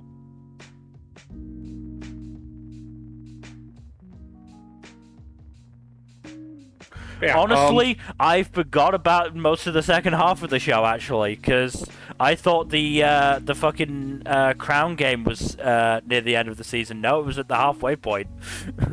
Rip. Man, I'm done. I do not remember much of this show. It's been a while and a lot happened in season 1. A lot happened, and honestly, I wasn't that invested in a lot of it. Yeah, kind of same I here. don't remember a lot as well, so that's fair. Like I said, I'm not sure how long this will last. Yeah. The new I will characters say, are interesting enough, and definitely not Bam is very interesting now that he's you know, got a new look and all that. also, pretty interesting that we got a studio change and a visual overhaul, which I think most people seem to agree is a downgrade. Yeah, it doesn't have the distinctiveness of the designs of the first season. Yeah, like I liked the flat coloring of season 1. I don't think it always looked that great, but it did make it look distinct. That made it stand out more, and I think that was more interesting because now it seems to look a lot more generic. Also, the opening visually is pretty not great. Yeah. To be fair, then again, season 1 wasn't that great visually either, season 1's OP was pretty shit as well. The ED was it seemed like it was actually correctly. doing something, like there was artistic intent there. But, yeah.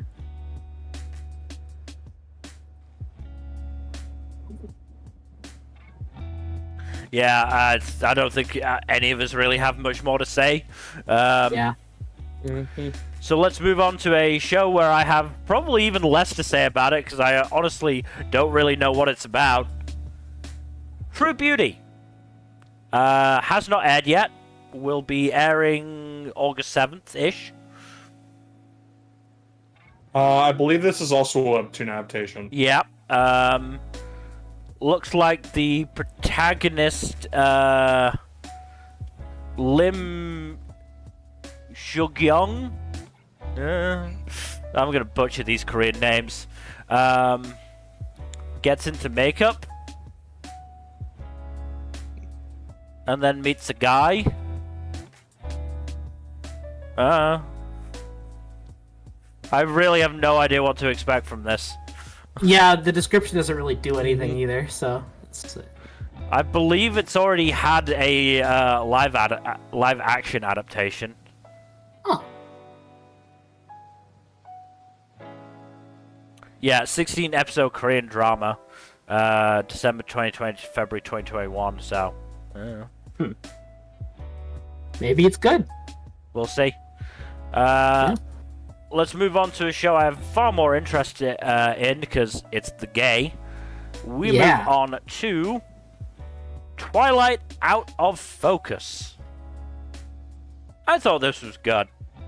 Yeah, this was pretty good. Also, it's Studio Dean, and it didn't look terrible. To be fair, Dean is getting a good. Studio Dean. Dean is getting a good reputation for handling the gay really well. Which is very funny to me. Like this is, I think this is like the third or fourth BL show they have done. I'm gonna take a look actually, because I'm curious now. Because I know they did Sasuke Miyano, and I think they did another one like a season or two ago. I think they actually. I think Sasuke Miyano. Yeah, What? yeah, no, I know because I recognize the gay ass shapes that keep appearing. Tadaima Okairi last season. Yeah, I thought so. I thought they did that. Yeah. Okay, Studio Dean, what's going on?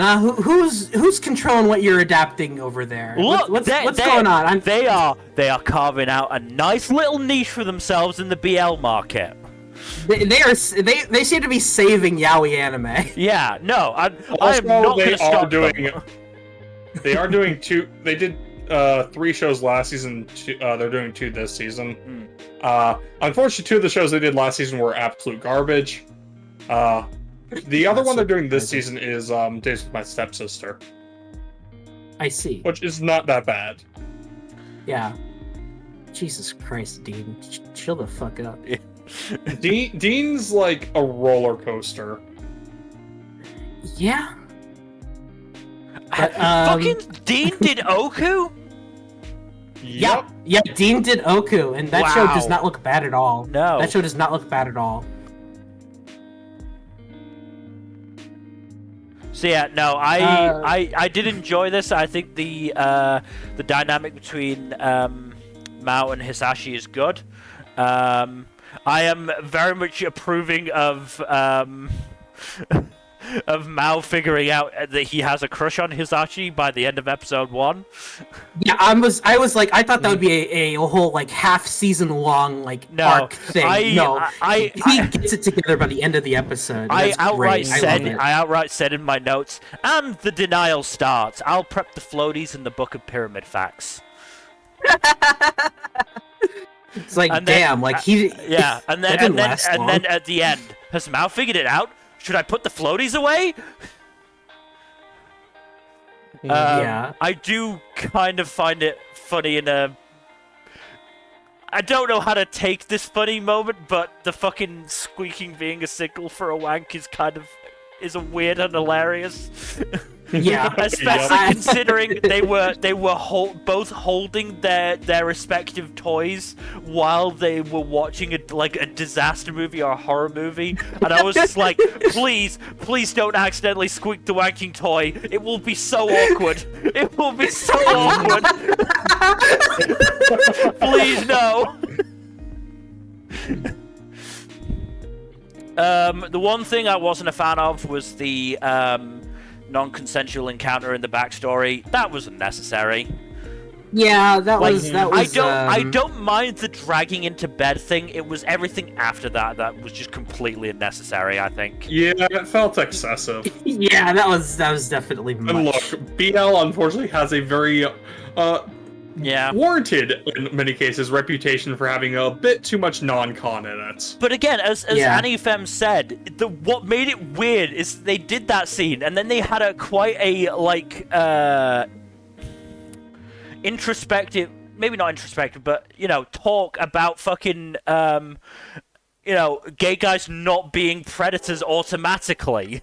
And it's just like, why would you put those two scenes together? Why? It's kind of wild that they did that. Why would Bro, you you're do not that? helping your case here.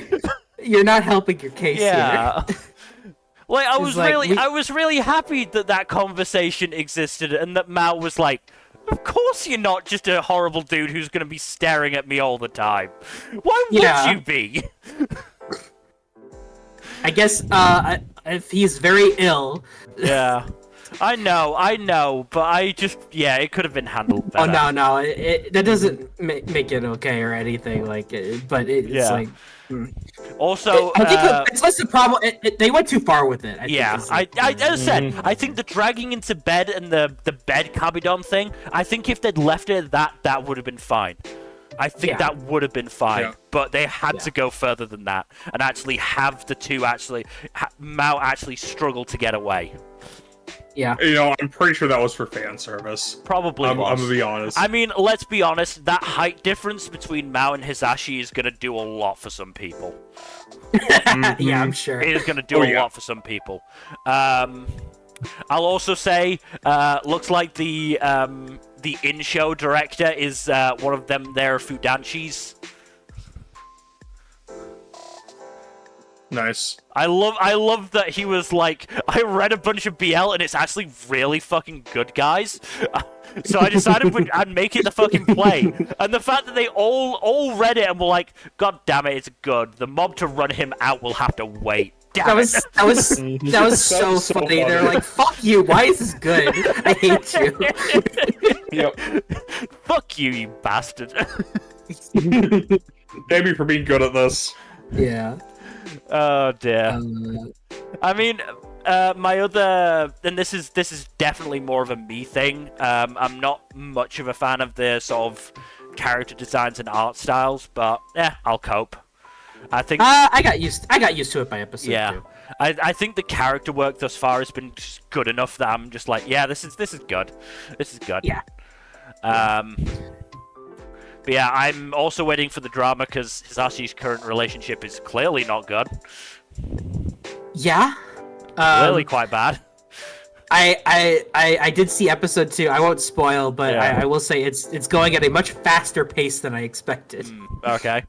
I also am aware that this is the source material for this is quite explicit at times. I'm interested to see how they handle this. Interesting. Let's see how willing Crunchyroll are to put up porn. Maybe I should have gotten this instead. Yeah. Crunchyroll has put up some pretty explicit stuff recently. I mean, to be fair, Stranger by the Shore was fairly explicit. I don't think they actually showed any ding-dongs, let's say, but they definitely showed the two leads engaging in sex. I mean, just a couple seasons ago, Crunchyroll had, I think it was, whatchamacallit, The Tales of Wedding Rings, which had explicit nudity in it. Oh, did it? Oh, cool. Okay. Interesting. Yeah. Well, we'll see. Yeah. We'll see. Also, I'm gonna guess that was female nudity? Yeah, it was TNA. Yeah. Let's be honest. People are more willing to accept female nudity than male nudity. Well, depends on the circumstances, but yes. I feel like people are more willing to go, that's fine, it's just some boobs, than, oh my god, it's a wiener! Yeah, because of the bigots and all. Yeah. Regardless. Also, there was one dude, one of Mao's friends, I think he was the orange-haired guy, I was getting a real big gay vibe from him. Just the way he was leant against the door frame, I think he's gay. Oh, I guess we'll find out. I guess we'll find out, but I would not be shocked if he was gay. I'm just gonna say that. Maybe that's me stereotyping, but yeah. How dare you? There was also a black guy in the OP, so hooray for diversity. Wait, really? Yeah. I didn't notice. Yeah, there was. I didn't notice either. Yeah. Let's go! That's awesome. Yeah. Diversity. But, if I had a nickel for every time a show had reference to masturbation in it, I'd have 2 nickels and yada yada yada, because the next show we are moving on to is VTuber legend, How I Went Viral After Forgetting to Turn Off My Stream. This is honestly, I think, the first show to ever mention the word gooning. I think it is, yeah. I wouldn't be shocked. It's not a very common use word outside of the internet. No. So... But yeah, the protagonist is a bit of a freak. A bit? Yes, a bit. Yeah, no, Aoyuki is quite quite the wild lass, and I don't know how much of it is performative and how much of it is just like well, no, it's pretty genuine based off of the fact that it's like just she gets drunk and it comes out immediately. Yeah, I must admit, I kind of loved that the manager was like, "Look, you're never going to be able to last doing that pure stuff. It was all about how long it took for you to break, but good job doing it." Yep. I know it's quite funny. Well, I know you mentioned you have one big complaint about it. Yeah, look, I didn't really care about the sex stuff, like the gooning and the favorite lesbian porn scenario. I can get past that, and I can even enjoy it at times. The level of drinking was not good for me. Yeah, the whole thing relying on her being absolutely fucking hammered to get into character, so to speak. Yeah. It did seem a bit excessive, especially since she's, being encouraged to do so on the job by her boss. It's pretty scummy, honestly. I haven't decided whether I'm gonna keep watching this or not. Again, I'm gonna give it at least 3 episodes. It does seem fun. Yeah, it might just depend on the rest of my schedule for the season. I do think it could help or hinder the show by seeing more of how she interacts with the rest of the cast. I mean, from what I've seen thus far, it's been pretty decent. Hikari is clearly a good beat and should never be let near the Urban Dictionary. Yes, correct. I don't know if this is actually going to end up Yuri or not, but, there was definitely some interactions. If it ends up being Yuri, I'll be there day 0. You know that. Interactions with, the 2 senpais, which was quite fun.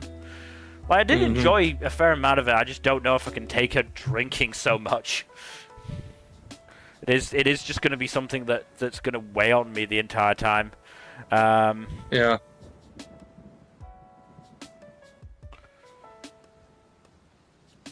What else was there?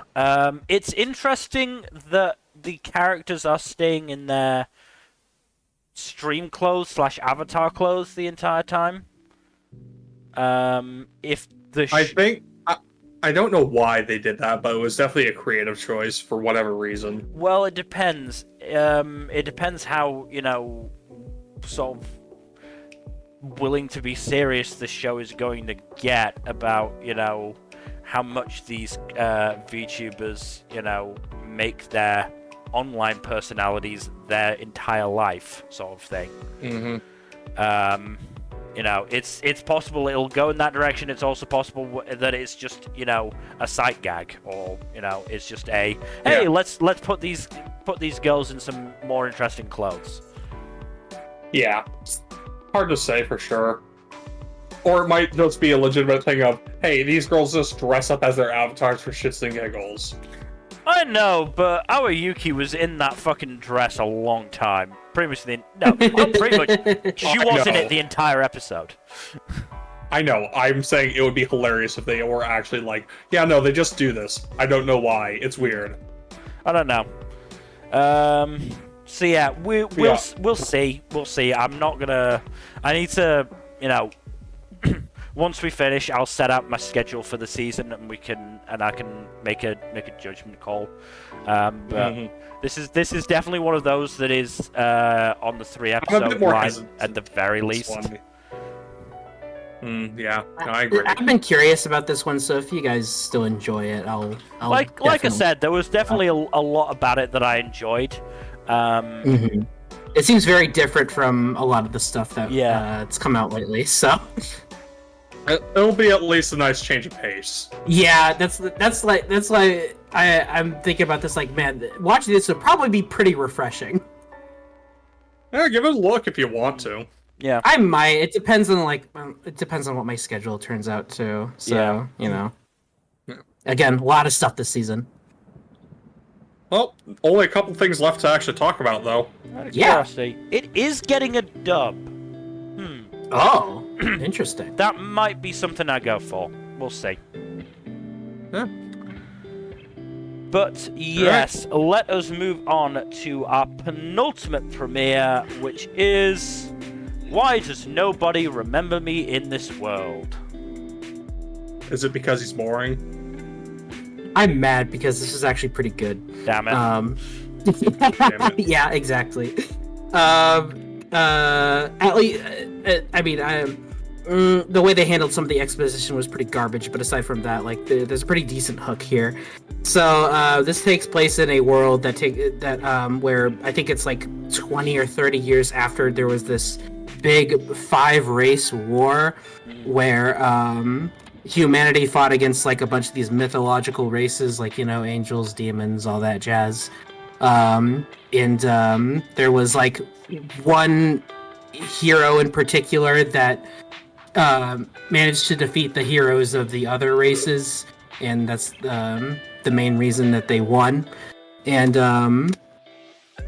Protag Kun is hanging out with I don't know for sure. I don't know what his relationship with her is. I don't know if they're childhood friends or what. It's never really made clear. But with his close friend, who's also like a big shot at this human defense organization thing that's like protects humanity from further attacks and shit like that. And while they're out, suddenly Protag Kun is just warped to a destroyed version of the same city that he was in. And it becomes clear that he was transported to an alternate version of this world where both he doesn't exist and the hero who defeated all the other heroes of the other races didn't exist. So they lost the war, and now humanity is on its last legs. Yeah, quite a few differences there. But he's able to piece together some information to find out like where the hero's sword might actually be, and he gets it, and then he meets an angel that's in chains, and that's where the episode ends. So yeah, it was actually surprisingly decent. There's a pretty good hook there. Protag Kun is still fairly bland, but he's not as bland as I expected. And I'm curious to see. Yeah, I'm curious to see like what the hell actually happened and why the world was overwritten, and what's going on here. So I'll be giving it a few episodes at least. Like, there seems to be an actual effort here to make something that isn't, you know, the same generic fantasy that I've seen way too many times just in this season alone. Mm-hmm. Yeah. So pretty decent so far, but we'll see. I'll give it a fair shake. Fair enough. I feel like we're all watching a lot more than we expected to. Yeah, yeah. That's just how it kind of boils down sometimes. I also feel like this happens every season. Yeah. Yep.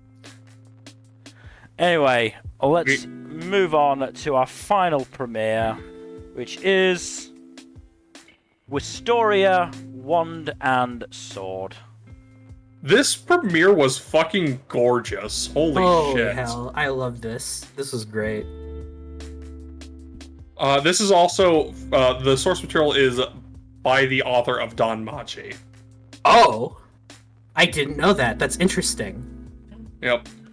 It does Also, seem to be like, Danmachi by way of Black Clover. A little bit.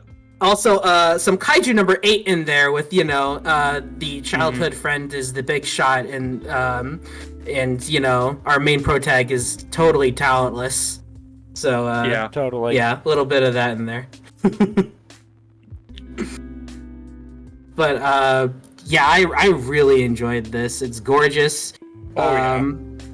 Protag Kun is very funny. I like him.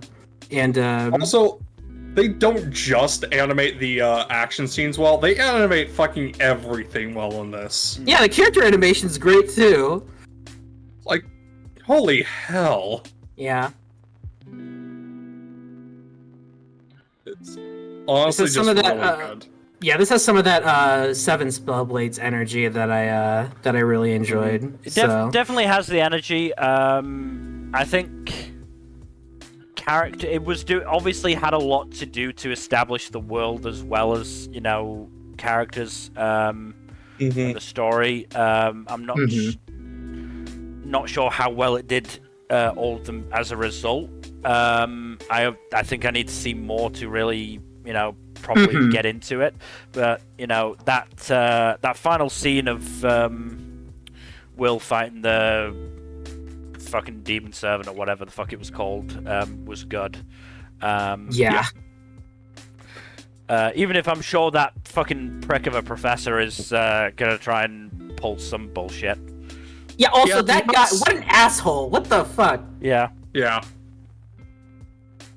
Damn. All the fucking dipshit fucking around and finding out, and then bitching about it because he, fucked around and found out. Yeah. Colette was good as well. She clearly has a crush on Will, which, I can see it. He's got a bookish cuteness to him. Yeah. Unfortunately, she's probably going to, It doesn't look good. I will also... She's gonna be in Losing Heroines. I will also say that Will's childhood friend has the same last name as him, which is concerning to me. Oh. They might have been I'm hoping that it's just a general... Will being an orphan, and they might have been just raised in the same orphanage. Yeah, I'm fairly sure they were in the same orphanage. I'm hoping it is just a general orphanage name, but it's still a little weird. Let's hope that's the case. I mean, they look nothing alike, so... Yeah, I know, but it is just that, hey, these two characters have the same name. Wait, Will is into her? Sweet home Alabama. Okay. Sorry, had to. It's only good if it's blood related, right? God damn it. Please don't make that a trend of the season. Please. Sweet home Alabama.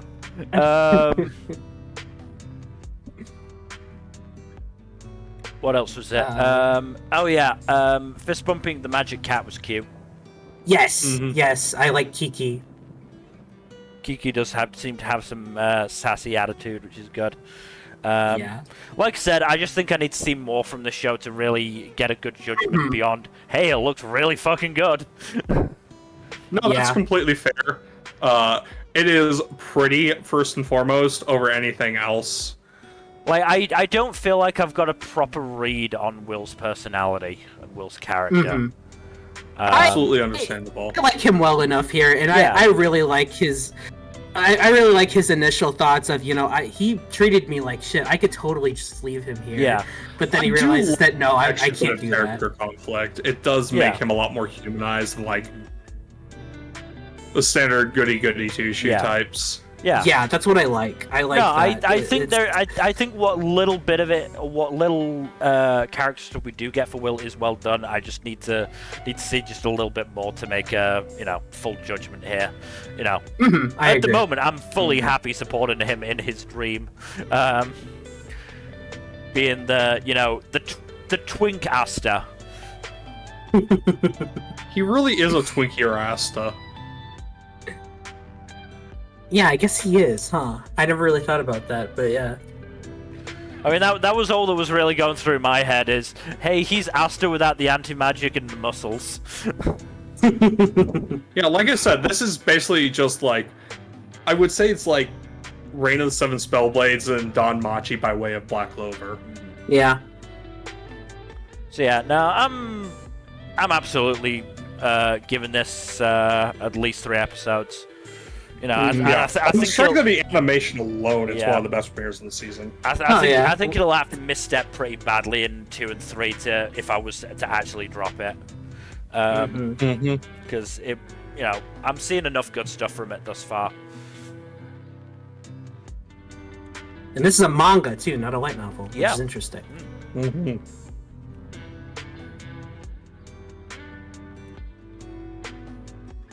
But yeah, I think that's all we got to say for now. Wait, did the manga get localized? I'm actually curious. I hope so. A good question.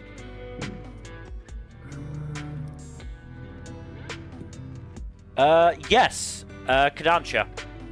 Ah, okay, all right. It is available on Bookwalker and I believe Amazon. Yeah. Okay. And there Wait, is there a physical release? I would assume so, yeah. Okay, then depending on how I feel later this season, I might hop on, but we'll see. Yeah, Kodansha usually does physical. There are 7 7 volumes out in English at the moment. With then Oh wow, it's not that far behind. yeah, huh. an 8th coming in August. So That's Cool. good. All right, good to know, just in case. I'm gonna leave Wikipedia before I spoil myself on something. Oh yeah, that's actually probably a good idea. I should do the same. I'm worried. This feels like Yeah. something where there's gonna be some like big reveal, and I fucking read it and go, fuck. Yeah, you randomly see this character and it's like, this is Will's evil twin or whatever the Yeah. fuck. Or oh yeah, this character dies like in volume 2 or some shit. Yeah. Yeah. But yeah, no, this was good. Looking forward to seeing more. Yeah. I like these kind of magic school type shows that aren't total garbage. I hope we get more of those. Yeah, no, this definitely seems like it's in the same vein as Reign of the Seven Spellblades. Maybe a little bit of a lighter tone. Mm-hmm. Yeah. It seems more Seven shonen-y, Spellblades, and, yeah. I'm okay with that. Which, yeah, no, I'm absolutely okay with it. As much as I do love Seven Spellblades, I would like a little bit of a lighter-hearted one. Yeah. And hey, the more fucking good, like, magic school series we get, the more we can shit on fucking Harry Potter. That's true. I was gonna That's mention true. the similarities That's all with that Harry really Potter matters. here and there, but yeah, like it's too early to say this is Harry Potter done better, but let's be real. No, let's. I think any magic. Well, okay, not any. I think the majority of magic, of good magic anime we've been getting recently is Harry Potter done better. Yeah. Yeah. Edward Sirfence is just a better Snape. Mm-hmm. And with that, I mean, you're not wrong. and with that, Not wrong. we're gonna wrap up for today. Trying to think what my sort of top 3 premieres would be. Elusive Samurai, definitely. What else? What else? Honestly, I think Senpais and Otoko no Ko might be up there. Oh, okay. And maybe... God, maybe Twilight Out of Focus, I think, actually. I think those 3 were really strong. Yeah. Character-wise. And set up their story well at the same time. So yeah, I think I'm gonna go with those 3, personally. I'd say mine would probably be Elusive Samurai, Wistoria, and Nokotan. I'd No, I include would- Nokotan if the subs were actually good. Yeah. Yeah. For me, it's If I were to drop Nokotan out, it would probably be Makeine taking its place. Yeah. Or Alya, depending on my mood. Man, I like Alya as well. Yeah, for me, it's probably Wistoria, Elusive Samurai, and I